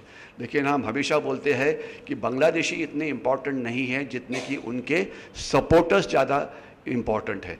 एक एग्जांपल देता हूँ कि आज माना जाता है कि 50-60 हज़ार रोहिंग्यास भारत में हैं। रोहिंग्या कौन है, कैसे आए वहाँ पे, वो राखीन में कैसे रहते हैं, वहाँ से बांग्लादेश में कैसे आए, वहाँ से कलकत्ता कैसे आए, ये बारे में मैं नहीं बोलने वाला हूँ। लेकिन एक रोहिंग्या मिल गया नांदेड़ के अंदर। आप सभी महाराष्ट्र के तो नांदेड़ पता है। तो ये पता लगा कि जब उसकी इन्वेस्टिगेशन हो गई तो उसको 35 या 36 इंडियंस ने मदद की थी। उसके पास सभी डॉक्यूमेंट्स थे। कलकत्ता में आ गया, एक एजेंट ने उसको रिसीव किया, वहाँ पे एक जगह पे रखा। उसके बाद उसको हावड़ा एक्सप्रेस में बैठाया। उसके बाद मुंबई में आ गया, मुंबई में किसी एक ने उसको रिसीव किया, उसको कुछ पैसे दे दिए गए, उसको जवेरी बाज़ार के अंदर रखा गया। उसके बाद नांदेड़ एक्सप्रेस में गाड़ी, ट्रेन वीटी से निकलती है, वहाँ जाके उसको छोड़ा गया, गाड़ी में बैठाया गया। नांदेड़ में किसी ने एक उससे रिसीव किया। जैसे वो नांदेड़ में पहुँचा, उसको आधार कार्ड दिया गया, उसको राशन कार्ड दिया गया, जो डॉक्यूमेंट्स होते हैं वो सब दिया गया। उसके बाद उसको नौकरी दे देगी वगैरह वगैरह। तो आज इम्पॉर्टेंट क्या है कि जो दहशतवादियों से ज़्यादा उनके जो समर्थक होते हैं, terrorist supporters are more important than the terrorist themselves. तो insurgency in the north east, Bangladeshi illegal migration, इसके बारे में बात करेंगे। And then there are lot of threats to national security which are non military in nature, जिसे बोलते हैं non governance. ये हमारी सबसे बड़ी प्रॉब्लम है। इसके बारे में तो एक अलग ही सेशन है विभावरी मैडम का, तो वो मेरे ख्याल से आपको बता ही देंगे कि कैसे ठीक करना चाहिए गवर्नेंस वगैरह। ओके, दूसरा फंडामेंटलिज्म, उसके बारे में बोलने की ज़रूरत नहीं है, उग्रवाद, ठीक है। तीसरा है फूड सिक्योरिटी। हम ऐसी चीज़ें उगाते हैं जिसकी हमें ज़रूरत नहीं है, जो नहीं उगाना चाहिए। जैसे कि एक एग्जांपल दिया जाए, महाराष्ट्र में शुगर केन को ग्रो किया जाता है, और शुगर केन ये महाराष्ट्र का क्रॉप ही नहीं है, क्योंकि महाराष्ट्र ये रेनफेड एरिया, ये रेन शेडो एरिया है। तो वाटर सिक्योरिटी के बारे में मैं बात ही नहीं करूँगा। यहाँ पे सभी चीज़ गलत हो रही है। बनाना ये महाराष्ट्र का पीक ही नहीं है, लेकिन बनाना को ग्रो करते हैं। तो चलो, महाराष्ट्रियन को अगर समझ में नहीं आता तो उनकी प्रॉब्लम है। एनर्जी सिक्योरिटी, जिसमें आपकी ईंधन सुरक्षा है, जिसमें इलेक्ट्रिसिटी सुरक्षा है। तो पेट्रोल है, डीजल है, वैसे कैसे किया जाए। तो हमारे पाँव के ऊपर, खुद के पाँव के ऊपर कुल्हाड़ी कैसे मारना है, हम भारतीयों से सीख सकते हैं। तो एनर्जी सिक्योरिटी का नाम आ गया, तो एक अरमैको नाम की एक सऊदी अरेबिया का सबसे बड़ा तेल शुद्ध करने वाला कारखाना है। वो एक नानेर नाम की जगह है कोकण के अंदर, कोस्टल एरिया में। वहाँ पे वो अपनी फैक्ट्री लगाना चाहते थे। इसलिए कि नहीं है कि उनको कोकण बहुत अच्छा लगता है, इसलिए कि वो स्पॉट उनके लिए अच्छा है। उनको प्रॉब्लम्स होती है उनके देश में। लेकिन हमने क्या किया, हम कारखाना लगाने नहीं देंगे। और किसी देश में अगर कारखाना लगाने के लिए कोई आता है तो उसके लिए रेड कारपेट वेलकम दिया जाता है, क्योंकि उससे जॉब जनरेट होते हैं, ये होता है। लेकिन हम एक ही अलग देश होंगे कि जो हम कारखाना लगाने नहीं देते। रोड बांधना शुरू करो। नितिन गडकरी जी का भाषण है कि ये जो खंडनी वगैरह वसूल की जाती है, किस प्रकार से की जाती है, इसके बारे में पता है। आज ये हमारे देश की ये बड़ी प्रॉब्लम है कि ये जो हमारी संस्था ये है, कोई जिहादी संस्था है, जिहादी की काम करती है, कोई लेफ्टिस्ट है जो लेफ्टिस्ट आइडियोलॉजी के प्रदेश की प्रगति रोकने की कोशिश करती है, और कुछ है एंटी ग्रोथ। कुछ भी हो जाए तो हम ये होने नहीं देंगे, डैम नहीं बांधने देंगे। अरे भैया, डैम नहीं बांधने देंगे, पुणे वाले करेंगे क्या?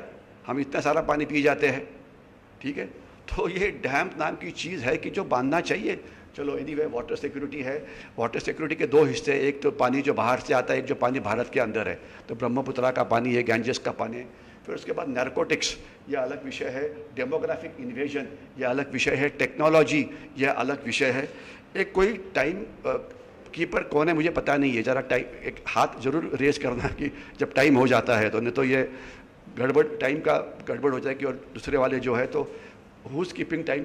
अमय जी, इसलिए कि अमय जी आप मेरे साथ आए थे, इसलिए आप ज़रा टाइम कीपर का काम करिए। हाँ, तो ओके, आप हाथ वर्क कर दीजिए और उसके बाद माइक को बंद कर दीजिए, ताकि वही ख़त्म हो जाएगा वो, ठीक है। ये काफ़ी बार होता है परिसंवाद के अंदर, जो लोग ज़्यादा बात करने करते हैं तो उसका माइक ही बंद कर देते हैं। आपने देखा होगा ना, टाइम्स नाउ के ऊपर या रिपब्लिक के ऊपर वो बड़बड़ करता रहता है, लेकिन बाकी कोई सुनता नहीं है। तो यही टैक्टिक्स करनी पड़ती है जब प्रॉब्लम ज़्यादा बातचीत की होती है। तो ओके, हम थोड़ा आगे जाने की कोशिश करते हैं। तो ये थे चाणक्य। उन्होंने बोला था कि देश के जो शत्रु होते हैं 4 प्रकार के होते हैं, इसलिए कि ये बात चाणक्य ने हज़ारों साल पहले की थी, इसलिए मैं फास्ट फॉरवर्ड कर देता हूँ। ये हमारे अलग अलग बॉर्डर्स जिसके बारे में थोड़ी सी मैंने बात की थी, ये है इंडो पाकिस्तान बॉर्डर। सभी बॉर्डर्स जो हमारी है, लैंड बॉर्डर्स या सी बॉर्डर्स का प्रॉब्लम एक ही है, स्मगलिंग होता है, इलीगल ट्रेड होता है, दहशतवादी आ जाते हैं, उनके समर्थक आ जाते हैं, अफगान चरस आ जाता है, फेक इंडियन करेंसी नोट्स आ जाते हैं, तो उसे आने नहीं देना चाहिए। शॉर्ट में उसकी समरी है। तो ये आ रहा है कि नहीं आ रहा है। तो अभी ये बीएसएफ वाले बोलते हैं कि अरे सर वो तो ड्रोन से भेज रहे थे, हम क्या करें। और भैया आप वहाँ पे बॉर्डर पे तो आपको तो रोकना पड़ेगा ही। और ड्रोन के लिए हमें हथियार चाहिए। अब ड्रोन का हथियार करते करते अगले 10 साल निकल जाएंगे, तो आपको रोकना पड़ेगा पत्थर मार के या स्मॉल आर्म्स का फायर करते हुए। तो अभी तक पाकिस्तान से ड्रोन आ जाते हैं, खाली ड्रोन मिल जाते हैं, लेकिन पकड़े कोई गए नहीं है। तो ये प्रॉब्लम हमारी ज़्यादा। ड्रोन ने जो हमला किया था जम्मू एयरपोर्ट के ऊपर, उसमें क्या हुआ था आपको पता है। इंडो चाइना बॉर्डर, इसके बारे में थोड़ा मैं बाद में बात करूंगा। ये है नेपाल। नेपाल से इन्फिल्ट्रेशन काफ़ी ज़्यादा होती है, बहुत सारे दहशतवादी यहाँ से आते हैं और 3-4 बड़े दहशतवादी, अब्दुल करीम टुंडा है, भटकल है। भटकल का और पूना का बहुत बड़ा अच्छा रिलेशनशिप है, यानी कि जर्मन बेकरी में जो बॉम्ब ब्लास्ट किया था वो उसने किया था, वो नेपाल से आया था, आपकी इन्फॉर्मेशन के लिए, ठीक है। अब्दुल करीम टुंडा ये मुंबई में रहता था। ओके, तो नेपाल की भी बड़ी प्रॉब्लम है और नेपाल से स्मगलिंग बहुत ज़्यादा होती है। और भूटान में नॉर्थ ईस्ट के जो इंसर्जेंट थे उनके ट्रेनिंग कैंप ये भूटान में होते थे। ओके, उसे भारतीय सेना ने तोड़ दिया, वो मारे गए। और ये जब तक सवाल है म्यांमार का, जो नॉर्थ ईस्ट के जो इंसर्जेंट ग्रुप्स है, नागा ग्रुप्स है, मणिपुरी ग्रुप्स है, उनके ट्रेनिंग कैंप है, एडमिनिस्ट्रेटिव कैंप ही यहाँ पर है, लेकिन अभी काफ़ी कम है। काफ़ी बार वहाँ पे सर्जिकल स्ट्राइक हुआ है। और बांग्लादेश नाम का जो देश है ये बड़ा भयंकर देश है। जितना डैमेज ये कर रहा है उतना डैमेज कोई भी नहीं कर रहा है, ठीक है। क्योंकि आज 5 करोड़ से ज़्यादा बांग्लादेशी भारत में हैं। NRC, national register of citizens, NPR, national population register, ये सारे प्रयत्न थे उसको रोकने के लिए, लेकिन कायदेशीर रीतियाँ ये काम नहीं करेंगे। उसको बेकायदेशीर रीतियाँ कैसे रोकना चाहिए इसके बारे में मेरे से आप ऑफ द रिकॉर्ड बात करो, हम बोल सकते हैं। क्योंकि इंडियन आर्मी जब हम पंजाब में डिप्लॉयड थे खालिस्तानी दहशतवादियों को पकड़ने के लिए, लेकिन हमने पकड़े वहाँ पे 8000 बांग्लादेशी, तो उनके साथ हमने कैसे निपट लिया ये हम ऑफ द रिकॉर्ड बात कर सकते हैं। लेकिन बांग्लादेश को रोकना ये बड़ा मुश्किल काम है। और ये है हमारा कोस्टल एरिया या कोस्टल बाउंड्रीज। आपको ये पता है कि कोस्टल एरिया या जो बेस लाइन होती है वहाँ से जो 12 नॉटिकल माइल का जो समुंदर होता है वहाँ पे हमारे देश का कानून लागू होता है।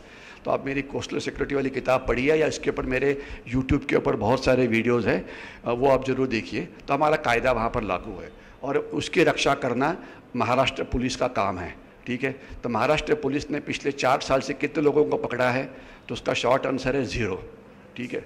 ये आपको पहले आंसर पता होना चाहिए। उनको बोटें दे दी गई है, तो बोटें दे दी तो भैया कुछ लोगों को पकड़ो भी ना। स्मगलिंग हो रहा है, अफगान चरस आ रहा है, लेकिन पकड़ नहीं पा रहे वो, क्योंकि वो जो चोर है वो पुलिस से ज़्यादा होशियार है। तो coastal area is very very porous. उसके बाद जो 12 नॉटिकल माइल से जो 200 नॉटिकल माइल का जो समुंदर है उसके लिए रिस्पॉन्सिबल है इंडियन कोस्ट गार्ड, या मराठी में या हिंदी में उसको बोलते हैं भारतीय तटरक्षक दल। वो एक अकेला सिक्योरिटी फोर्स है जिसने कुछ लोगों को पकड़ा है।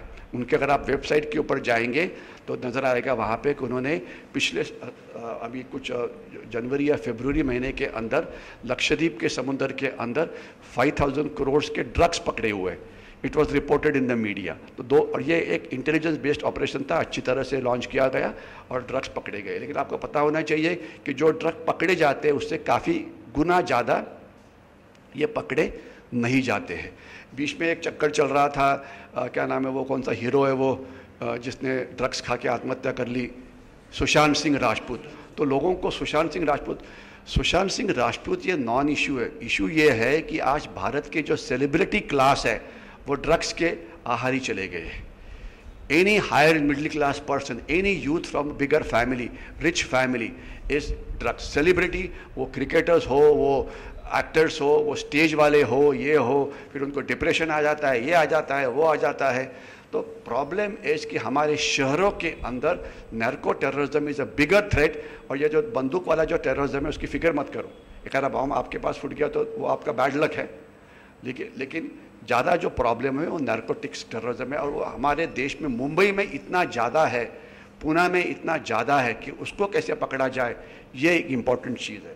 तो ये समुद्र से बहुत ज़्यादा आता है, और 200 नॉटिकल माइल के बाद पकड़ने का जिम्मेदारी है इंडियन नेवी का। उनके वेबसाइट के ऊपर देखो, उन्होंने पिछले 5 साल में किसी को नहीं पकड़ा हुआ है। तो ऑब्वियसली पकड़ना चाहिए, नहीं तो ये लोग अंदर आते कैसे हैं। तो coastal security there is a great need of improving it.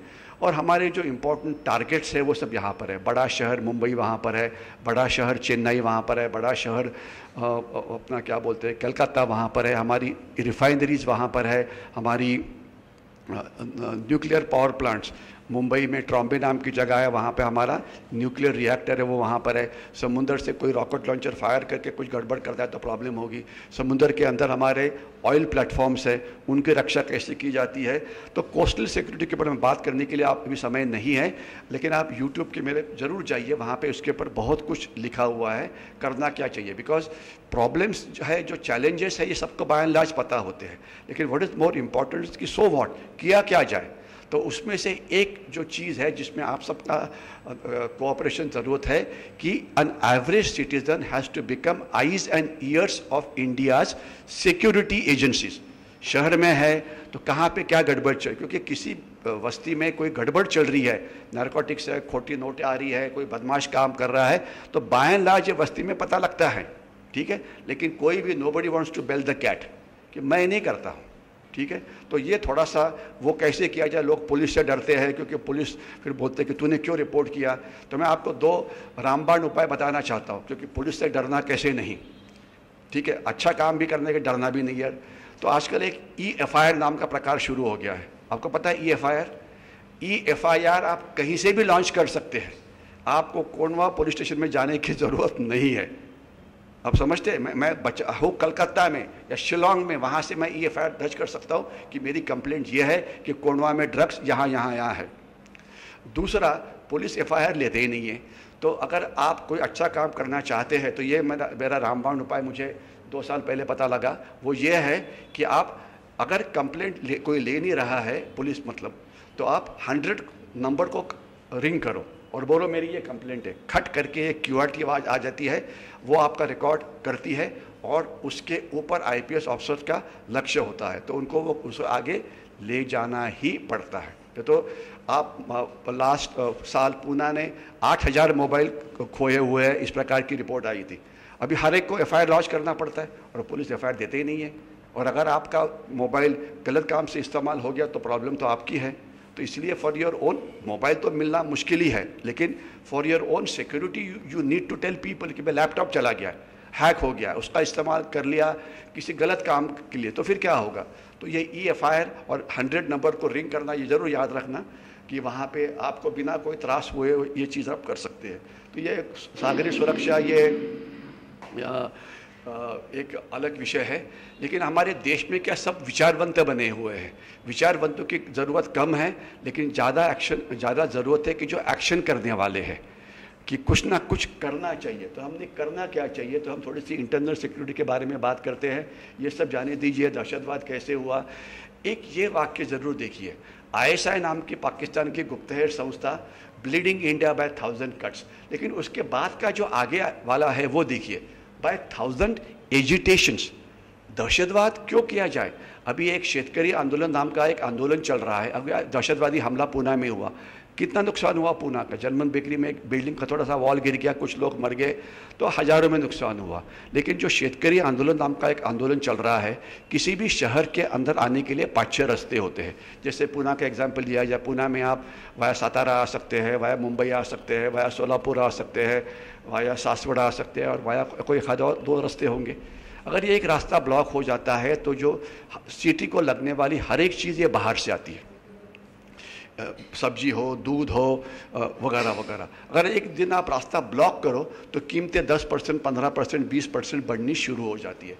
और दिल्ली के जो 5-6 रास्ते हैं, दिल्ली के रास्ते या तो यूपी से आते हैं या तो हरियाणा से आते हैं, तो 2 रास्ते ब्लॉक हो गए हैं।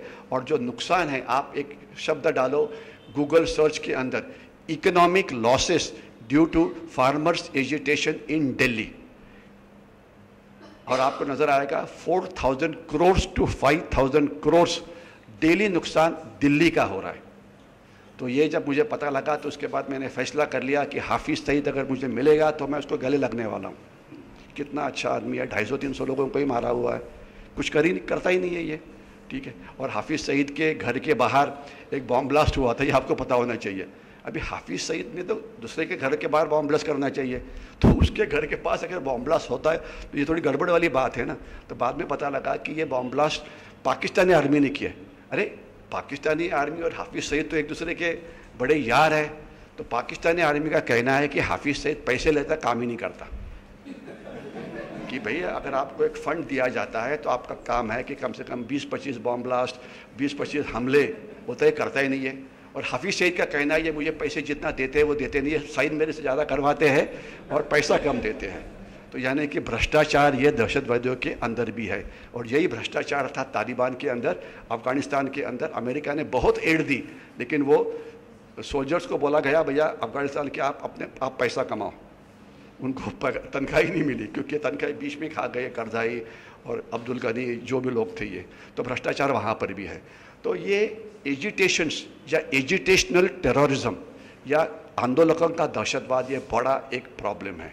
और आपको महाराष्ट्र की बात की जाए तो महाराष्ट्र में 2-3 साल पहले बहुत सारे एजिटेशंस हुए थे, फार्मर्स एजिटेशन, ये वो, और उन्होंने 60% महाराष्ट्र की एसटी की बसेस जला दी।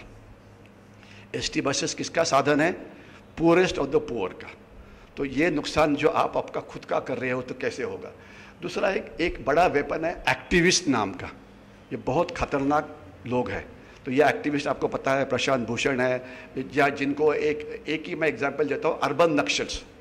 अर्बन नक्सल के साथ तो महाराष्ट्र का बहुत बड़ा संबंध है, क्योंकि पूना पुलिस ने उनके खिलाफ चार्जशीट दाखिल की हुई। 8-10 ये बड़े लोग अंदर है, जिसमें मिलिंद तेमतुमड़े है, गौतम नवलखा है, उसके बाद और कौन है, ओके, वरावरा राव है, बहुत सारे लोग हैं, प्रोफेसर साई बाबा है, वगैरह वगैरह।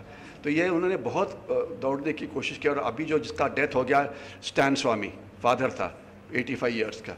तो ये बहुत ही बदमाश लोग हैं और ये दूसरों को भड़काते हैं। मैं आपको एक एग्जांपल देना चाहता हूँ। कुछ संस्थाएं हैं जो एंटी नेशनल काम करती है। मेरी नक्सलवाद के ऊपर काफ़ी सारी किताबें हैं, और मैंने किताबें यहाँ पे लाई नहीं है। अगर आपको किसी को इंटरेस्ट होगा तो यहाँ पे, इसलिए कि आप में से काफ़ी लोग भारतीय विचार साधना के साथ जुड़े होंगे, तो भारतीय विचार साधना ने ही मेरी माओवाद के ऊपर एक किताब पब्लिश की हुई है, और वो लेटेस्ट अपडेट है, ठीक है। तो वहाँ पे ले सकते हैं। भारतीय विचार साधना ने ही मेरी बांग्लादेशी घुसखोरी के ऊपर किताब पब्लिश की हुई है, ठीक है। और भारतीय विचार साधना ने उसी का हिंदी में ट्रांसलेशन किया। मैंने किताबें कुछ लाई थी, लेकिन वो केवल प्रेजेंट करने के लिए यहाँ पे लाई थी, ठीक है। तो वो यहाँ पर अवेलेबल है, और जिसको किताबें नहीं खरीदनी है वो यूट्यूब के ऊपर ज़रूर जाए।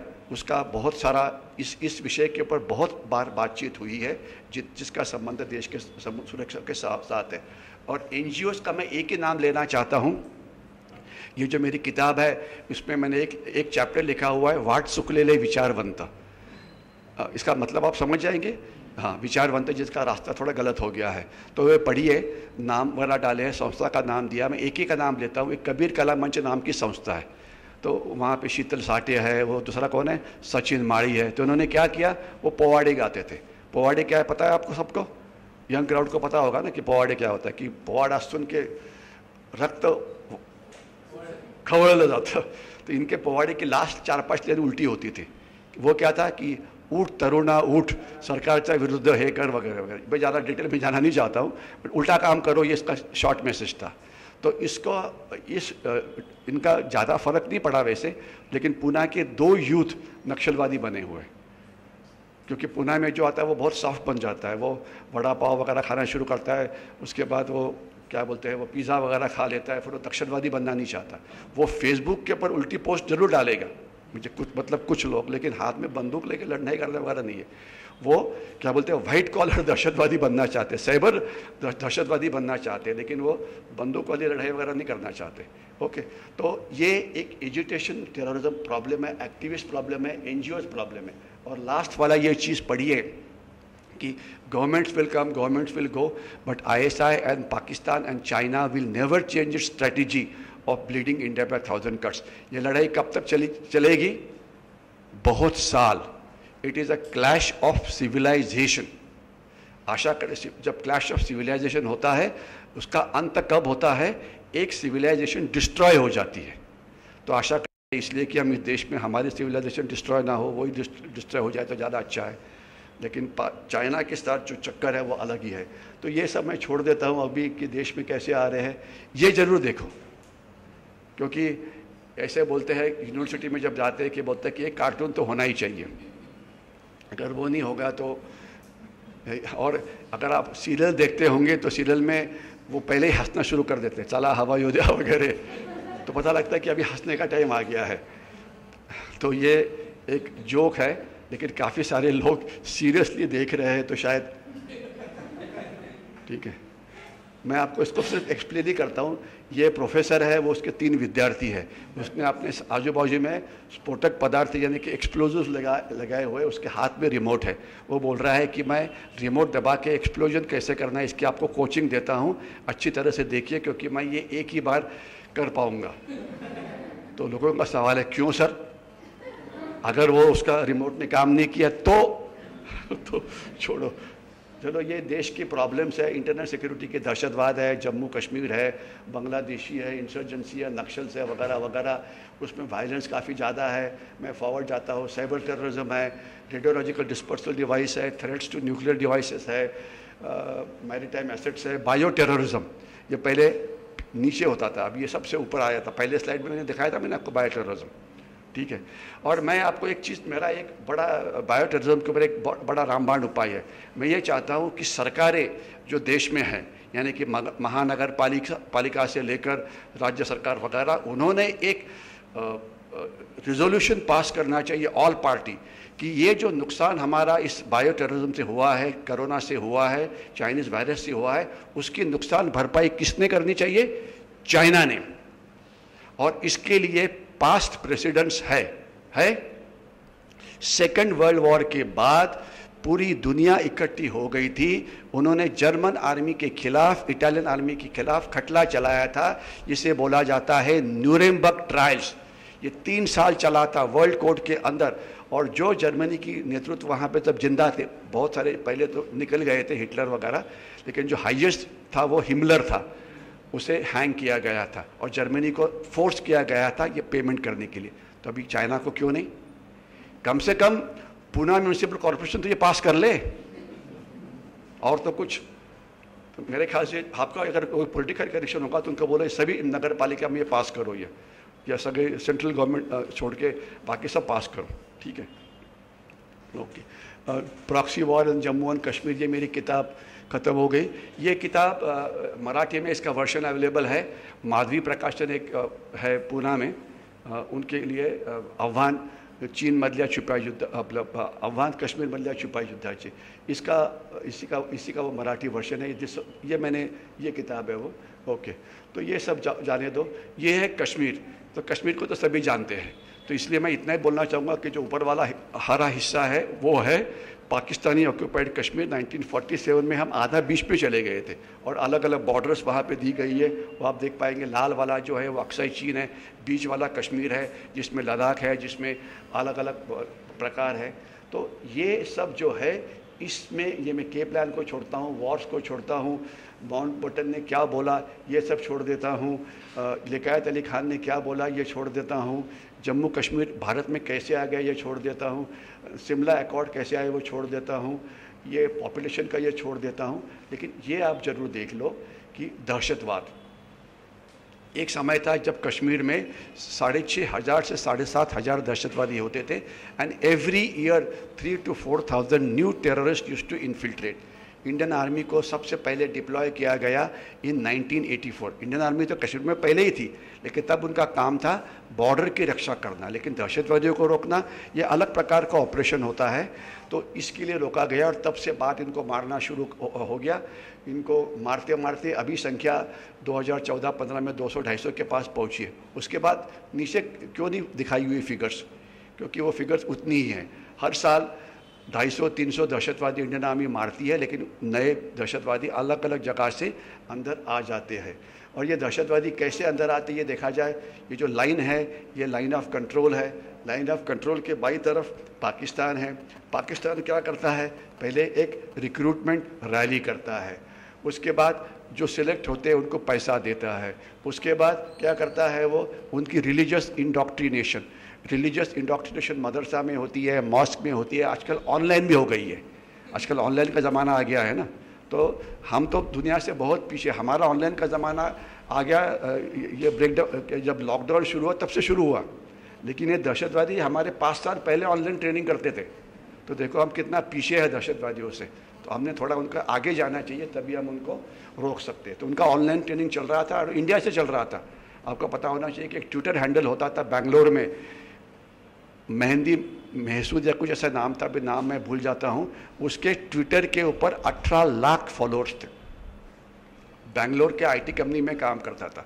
तो ऑनलाइन ट्रेनिंग, अभी मैडम का ये चल रहा था कि ऑनलाइन ट्रेनिंग के लोग कुछ तंग हो रहे, बच्चे पढ़ाई नहीं करते। ये तो ऑनलाइन ट्रेनिंग कितने साल से करते, उनके किसी ने भी उनको पता नहीं कोई साइकोलॉजिकल काउंसलिंग करता है कि नहीं है, ठीक है। मुझे सच में डाउट आ जाता है कि ये सब हमारे पास चलता है, उनके कोई डॉक्टर्स है कि नहीं है। वैसे उनका psychological aspect is taken care of by, narcotics taken care of by. जो आपकी प्रॉब्लम है आप खुद हल करेंगे, सिंपल सॉल्यूशन है उनके प्रॉब्लम्स की। ओके, ये हम आगे जाते हैं, कैसे घुसते हैं। ट्रेनिंग उनकी पूरी हो जाती है, ट्रेनिंग पूरी होने के बाद उनको रात के समय हमारे बॉर्डर्स पे घुसने के लिए ये मदद करते हैं। इंडियन आर्मी ऑलमोस्ट 95% दहशतवादियों को ज़मीन बॉर्डर के ऊपर ही मार देती है, लेकिन 5% को देश में जाने के लिए मदद मिलती है और फिर वो जो अंदर काम है, उल्टे काम वो करते हैं। तो ISI पाकिस्तान क्या करता है, रिक्रूटमेंट है, ट्रेनिंग है, इक्विपिंग है, फंडिंग है, कोऑर्डिनेशन है, कंट्रोल है, ये सब आपको पता है। और ये कुछ दहशतवादी जिनको हमने मारा हुआ है, नीचे आपको दहशतवादी नज़र आ रहे हैं। यांना आपण बघितलं का? अगर आप स्वारगेट के ऊपर जाएंगे तो वहाँ पे फोटोग्राफ लगी होती है जो क्रिमिनल्स होते हैं कि यांना आपण बघितलं का। अच्छा, ओके ओके, ठीक है, चलो जाने दो। ओके, चलो, उनके हाथ से पकड़े हुए राइफल्स कितने हैं, मैगजीन कितने हैं, एम्यूनिशन कितना है, अलग अलग हथियार, उनके पास सामान क्या होता है, दहशतवादी कैसे मारे जाते हैं। ये है कश्मीर वैली। इसे समझना थोड़ा इम्पॉर्टेंट है। ये अभी कश्मीर का ये एक एरिया है जहाँ पे दहशतवाद अभी भी शुरू है और ये माना जाता है कि 200 terrorist are still active in the Kashmir valley. Kashmir valley क्या है? एक झेलम नदी की वैली है, किशनगंगा नदी की वैली है, जैसे कृष्णा नदी की वैली है, गोदावरी की वैली है। सपाट प्रदेश जो आजू बाजू में होता है, 130 किलोमीटर्स लॉन्ग है, 30-40 किलोमीटर्स ब्रॉड है और उसके आजू बाजू में अलग अलग जो माउंटेन्स है वो ये है। तो ये माउंटेन्स है। अभी मुझे ये मेरे ख्याल से समय, अभी कितना समय मेरे ख्याल से हो ही गया है। हाँ, तो ये मैं इसको फॉरवर्ड कर देता हूँ, बस खट खट देख लीजिए, ये बस देख लीजिए कि क्या है, किसको मारा हुआ है। ये कुछ हमारे शूरवीर, लेफ्टिनेंट नवदीप सिंह, अशोक चक्रा। तो प्रॉक्सी वॉर को कैसे जीतना चाहिए, proactive strategic culture, intelligence coordination, socio economic development, surrender policy, नक्सलवाद कैसे करते हैं, ये किताब अवेलेबल है भाविसा के अंदर। वो सब एक साथ इकट्ठे कैसे आए थे 2004 में, people's war group, mouse control centre, ये कैसे इकट्ठे आ गए, इसके बारे में वो क्या करते हैं, उनकी अलग अलग एक्टिविटी क्या होती है, जन अदालत क्या होता है। जब मैं पहले आता था तब ये नक्सल, ये फोटो, ये हम वहाँ पे दिखाते थे जब आप व्याख्यानमाला वगैरह करते थे इसके अंदर आपके पास, तभी ये फोटोग्राफर दिखाए थे। अभी इसके आगे काफ़ी सारी प्रोग्रेस नक्षलवादियों ने की थी। ये तुम्ही जे 2 पहिले प्रेझेंटेशन केलेली होती त्याच्यामध्ये हे दाखवलेलं होतं, त्याच्यात आता पुष्कळ प्रगती झालेली आहे, म्हणजे त्यांनी प्रगती केली आहे, आपण पण करायला पाहिजे। और नक्सलवाद ये ऐसा भाग है कि जहाँ पे अभी तक एरिया कम हुआ है लेकिन उनकी power to create violence has not been reduce. ये कैस्पर है, कैसे उड़ गया, उनके पास हथियार कौन से होते हैं, बॉम्ब स्फोट कैसे करते हैं, वो IEDs कैसे करते हैं, वो वेपन्स कैसे तैयार करते हैं। वहाँ पे महिला बहुत है, 30%। अनफॉर्चुनेटली वहाँ के चक्रव्यूह के अंदर महिला अटकी हुई है। ये रेड कॉरिडोर नाम का चक्कर चलता था उस समय, लेकिन अभी ये सब स्टेट्स थे जहाँ पे ये नक्सलवाद माओवाद है। लेकिन अभी 2014 के बाद जब से गवर्नमेंट बदली हो गई है तो प्रेजेंट गवर्नमेंट ने काफ़ी एक्टिव एंटी नक्सल कार्रवाई शुरू की हुई है। तो जिससे जो एरिया जो बड़ा हुआ कम हो गया वो अभी ये है, अभी जहाँ पे कोर माओवाद है वो यहाँ पर है। अगर आप वहाँ पे दो चीज़ें देखेंगे, एक तो है जिसे दंडकारण्य बोला जाता है, और दूसरा जो बीच वाला एरिया, दो जंगल है, अबूशबाड़ का जंगल और क्या नाम है, सरंदा का जंगल। अभी क्या हो गया है कि चक्कर ये है कि सरकार बोलती है कि आप ऑफेंसिव कार्रवाई करो, ठीक है, लेकिन पुलिस ऑफेंसिव कार्रवाई करने के लिए तैयार नहीं है। वहाँ पे 2.5 लाख से ज़्यादा अर्धसैनिक दल है, यानी कि CRPF है, central reserve police force, border security force है, CISF है। यानी कि शाला में, कॉलेज में प्रोफेसर बोलते हैं अभ्यास करो, लेकिन कोई अभ्यास करता ही नहीं है। जो करने वाले होते हैं थोड़े बहुत, पर बहुत सारे नहीं करते। तो वैसा चक्कर ये है कि आप जाओ कुछ करो, लेकिन political leadership can not lead the troops from the front. तो इसलिए while you have lot of troops there of various central arm police forces, लेकिन जिस तरह से उन्होंने काम करना चाहिए वो कर नहीं कर रहे। बहुत सारे इसके विषय हैं, बहुत सारे यह है, तो उसको किस प्रकार से टैकल करना चाहिए, political strategy, psychological strategy, military strategy, administrative, socio economic, political में क्या करना चाहिए, उनको इलेक्शन में किस प्रकार से हिस्सा लेना चाहिए, ये सब दिया हुआ है। ये आपको यूट्यूब पे भी मिलेगा। यूट्यूब तो आपको पता है कि उसमें से कोई ये नहीं होता है। और दूसरा किताब के अंदर भी दिया गया है सोशियो इकोनॉमिक स्ट्रैटेजी, वो इकोनॉमिक डेवलपमेंट कैसे करनी चाहिए, इसके बारे में काफ़ी सारी चीज़ है। इसके बाद है साइकोलॉजिकल स्ट्रैटेजी, कि मानसिक युद्ध भी बहुत बड़ी तरह से लड़ना चाहिए। और आपको ये पता होना चाहिए कि ये खुद को CPIM क्यों बोलते हैं। इनका नाम है communist party of India Maoist. ये कोई इंडियन नाम दे दो यार, आदिवासी सेवक संघ ऐसे कुछ नाम दे दो, या जो भी देना होगा, क्योंकि ये चाइना का एक छुपा युद्ध हमारे देश के खिलाफ चल रहा है, ये आपको साफ पता होना चाहिए, ठीक है। ये साइकोलॉजिकल स्ट्रैटेजी है। उसके बाद एडमिनिस्ट्रेटिव स्ट्रैटेजी, पुलिस का ट्रेनिंग है, इंटेलिजेंस कोऑर्डिनेशन है, और ये सभी स्ट्रैटेजी, उसमें मिलिट्री स्ट्रैटेजी है। अल्टीमेटली उनको तो मारना ही पड़ेगा ना, जो जिसके हाथ में शस्त्र है उसको तो मारना ही पड़ेगा, जो सरेंडर नहीं करेगा उसको मारना ही पड़ेगा। लेकिन अगर आप उनकी लीडरशिप को ख़त्म कर सकते हैं तो with least amount of violence you can stop Naxalism. Okay, तो मैं बांग्लादेशी इलीगल माइग्रेशन ये बड़ा कैंसर है, इसके साथ बातचीत करने के लिए समय नहीं है, लेकिन ये देखिए, इतना ही पढ़ लो और उसके बाद हम इसको बंद कर देंगे, कोई समय हो गया है। 2026 के पहले असम और पश्चिम बंगाल के मुख्यमंत्री ये बांग्लादेशी बन सकते। ये क्यों? मुझे भविष्यवाणी आती है? नहीं जी। फिर प्रेडिक्शन कैसे किया है? केवल स्टैटिस्टिकल बेस्ड। आज 35% of Assam population is Bangladeshi, और बांग्लादेशी जो है वो 100% वोट करते हैं, और जो नॉन बांग्लादेशी पॉपुलेशन है वो 50% भी वोट नहीं करती। और जब तक पूना का सवाल है, which is called as the educational capital of the country, वहाँ पे 45% या 47% was the total voting in the last elections. तो ये जीतेंगे? क्यों नहीं जीतेंगे? तो ये किताब है वो, ठीक है। ये सब छोड़ देते हैं, नॉर्थ ईस्ट वगैरह को ये सब छोड़ देते हैं, ये सब छोड़ देते हैं, ये सब छोड़ देते हैं। करना क्या चाहिए उसके लिए? करने के लिए बहुत कुछ चीज़ें हैं। ये एक नॉन हीरो है AUDF, all Assam United democratic front, जो बांग्लादेशी की पार्टी है, इनका ये बॉस, और इसका भी महाराष्ट्र के साथ बहुत बड़ा संबंध है। जो ये सबसे बड़ा अत्तर व्यापारी है। अगर आप मुंबई में जाएंगे तो वहाँ पे एक अत्तर गल्ली है, देखिए आपने, मुंबईमध्ये जिथे अत्तर विकलं जातं हजारों लाखों रुपयाचं, तो इसका ये बॉस है अजमल बजरुद्दीन। AUDF के क्योंकि पहले ये और पार्टीज़ के लिए वोट करते थे, कांग्रेस वगैरह के लिए, लेकिन उन्होंने सोचा कि हम बाकी लोगों के लिए वोट क्यों करें, हम हमारी पार्टी क्यों तैयार नहीं कर सकते हैं। तो उन्होंने अपनी पार्टी फॉर्म कर ली, और 2014 के पहले इनके 19 MLAs थे इन द असम असेंबली, और इनके 4 मेंबर ऑफ पार्लियामेंट थे, जिसमें से एक था ये अजमल बजरुद्दीन। अभी जो 2019 का जो इलेक्शंस हो गए, इसमें इनके 4 MPs कम होके 1 पे आ गया है, और जो MLAs थे ये 19 से लेकर मेरे ख्याल से 13 पे आए हुए हैं, ठीक है। ये एक सुपर हीरो है बांग्लादेशी इलीगल माइग्रेशन के बारे में, जिन्होंने सबसे पहले इसको राइटिंग में रखा। इनका नाम है लेफ्टिनेंट जनरल SK सिन्हा। चोरों के किताब फोटोग्राफ तो हम बहुत दिखाते हैं, लेकिन he is the first person who put all the problems on a piece of paper, proper documentation किया, वो सरकार के पास गए, प्राइम मिनिस्टर के पास, होम मिनिस्टर के पास, डिफेंस मिनिस्टर के पास, लेकिन उनकी रिपोर्ट के ऊपर कुछ नहीं हुआ।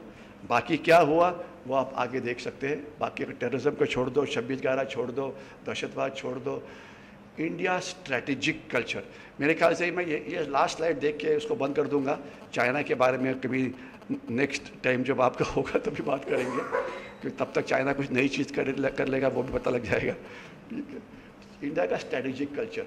एक जॉर्ज स्टनहम नाम का एक साइंटिस्ट था, अमेरिका में साइंटिस्टों की कमी नहीं है, ठीक है, और ये सब दुनिया के ऊपर रिसर्च करते रहते हैं। तो उसने रिसर्च किया कि जो इंडियन लीडरशिप है बड़ी वाली, उनका सोच विचार क्या है। तो अगर उसके आप पीछे वाले देखेंगे तो सोच विचार वैसे वहाँ पर है, लेकिन मैंने वो दिखा नहीं दिया कि हम कितने पीस लविंग है, हम क्या करते हैं, वो करते हैं, वो चुप छोड़ दिया। तो वहाँ के एक शॉर्ट समरी है कि इंडिया की लीडरशिप का पानीपत सिंड्रोम है। यानी कि मतलब क्या है कि इंडियंस का सबसे बड़ा ऑक्यूपेशन है एक दूसरे के साथ झगड़ा करना, या दूसरा जिसे बोलते हैं क्रैब मेंटालिटी। कोई अगर हम खुद आगे ना जाए लेकिन हमारे आगे कोई जा रहा है तो उसके टांग खींच लो, ठीक है। तो इसलिए किसी की प्रोग्रेस होती ही नहीं है, ठीक है, झगड़ा करना अलग अलग कारणों से।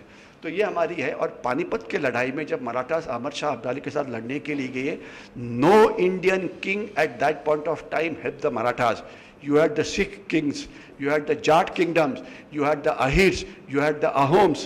ये सब हाथ के ऊपर हाथ डाल के बैठ गए, मराठा गए, वो हार गए। पानीपत के बारे में तो बहुत जानते हैं, इसी में इनफैक्ट पानीपत के ऊपर एक सेमिनार चला था, तो जो बड़ा हॉल है वहाँ पे उसके ऊपर मैंने बातचीत की थी पानीपत की लड़ाई के ऊपर। पांडुरंग जी बलकौड़े ने वो बड़ा यहाँ पे ये 275 years of third battle of Panipat, तब ये बात हुई थी। तो पानीपत हम दूसरे से झगड़ा करते हैं, हम इकट्ठा नहीं होते हैं, ये हमारी सबसे बड़ी प्रॉब्लम है। तो ये स्ट्रैटेजिक कल्चर, इसका कहना है किसका, जॉर्ज स्टनहम का। लेकिन मुझे बड़ी खुशी है आपको बोलने में कि वो गलत था वो, ठीक है। अच्छा लगता है ना जब कोई वेस्टर्न गलत हो तो, ठीक है।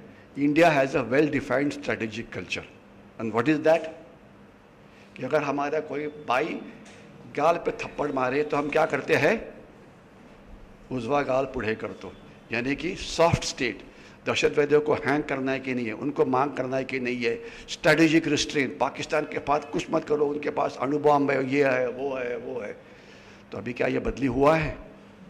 2014 के बाद थोड़ा बहुत बदली हुआ है, और कितना बदली होना चाहिए? बहुत बदली होना चाहिए।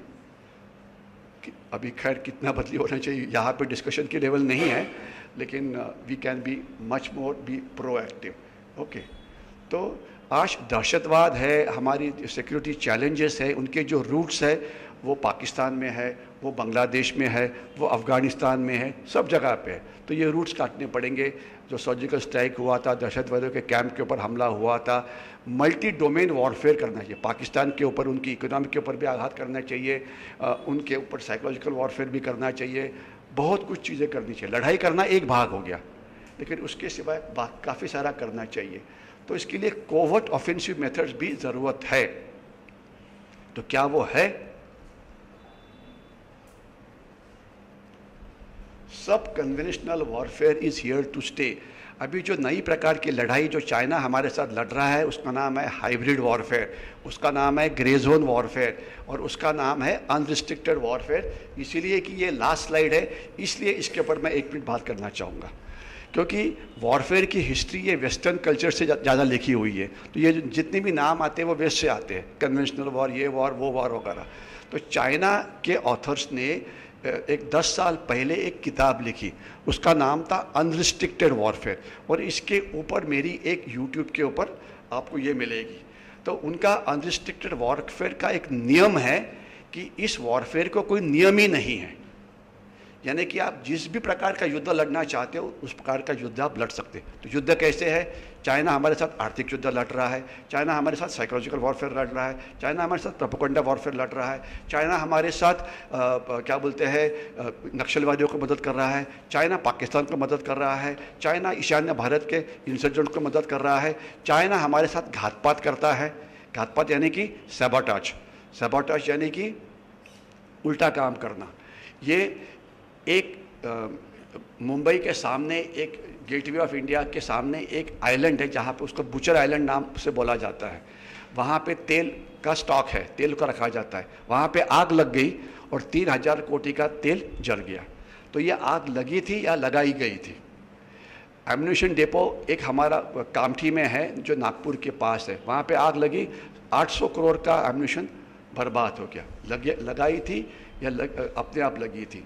अभी ज़्यादा इतना पीछे क्यों जाना है, हम तो लेटेस्ट के ऊपर बात होनी चाहिए ना।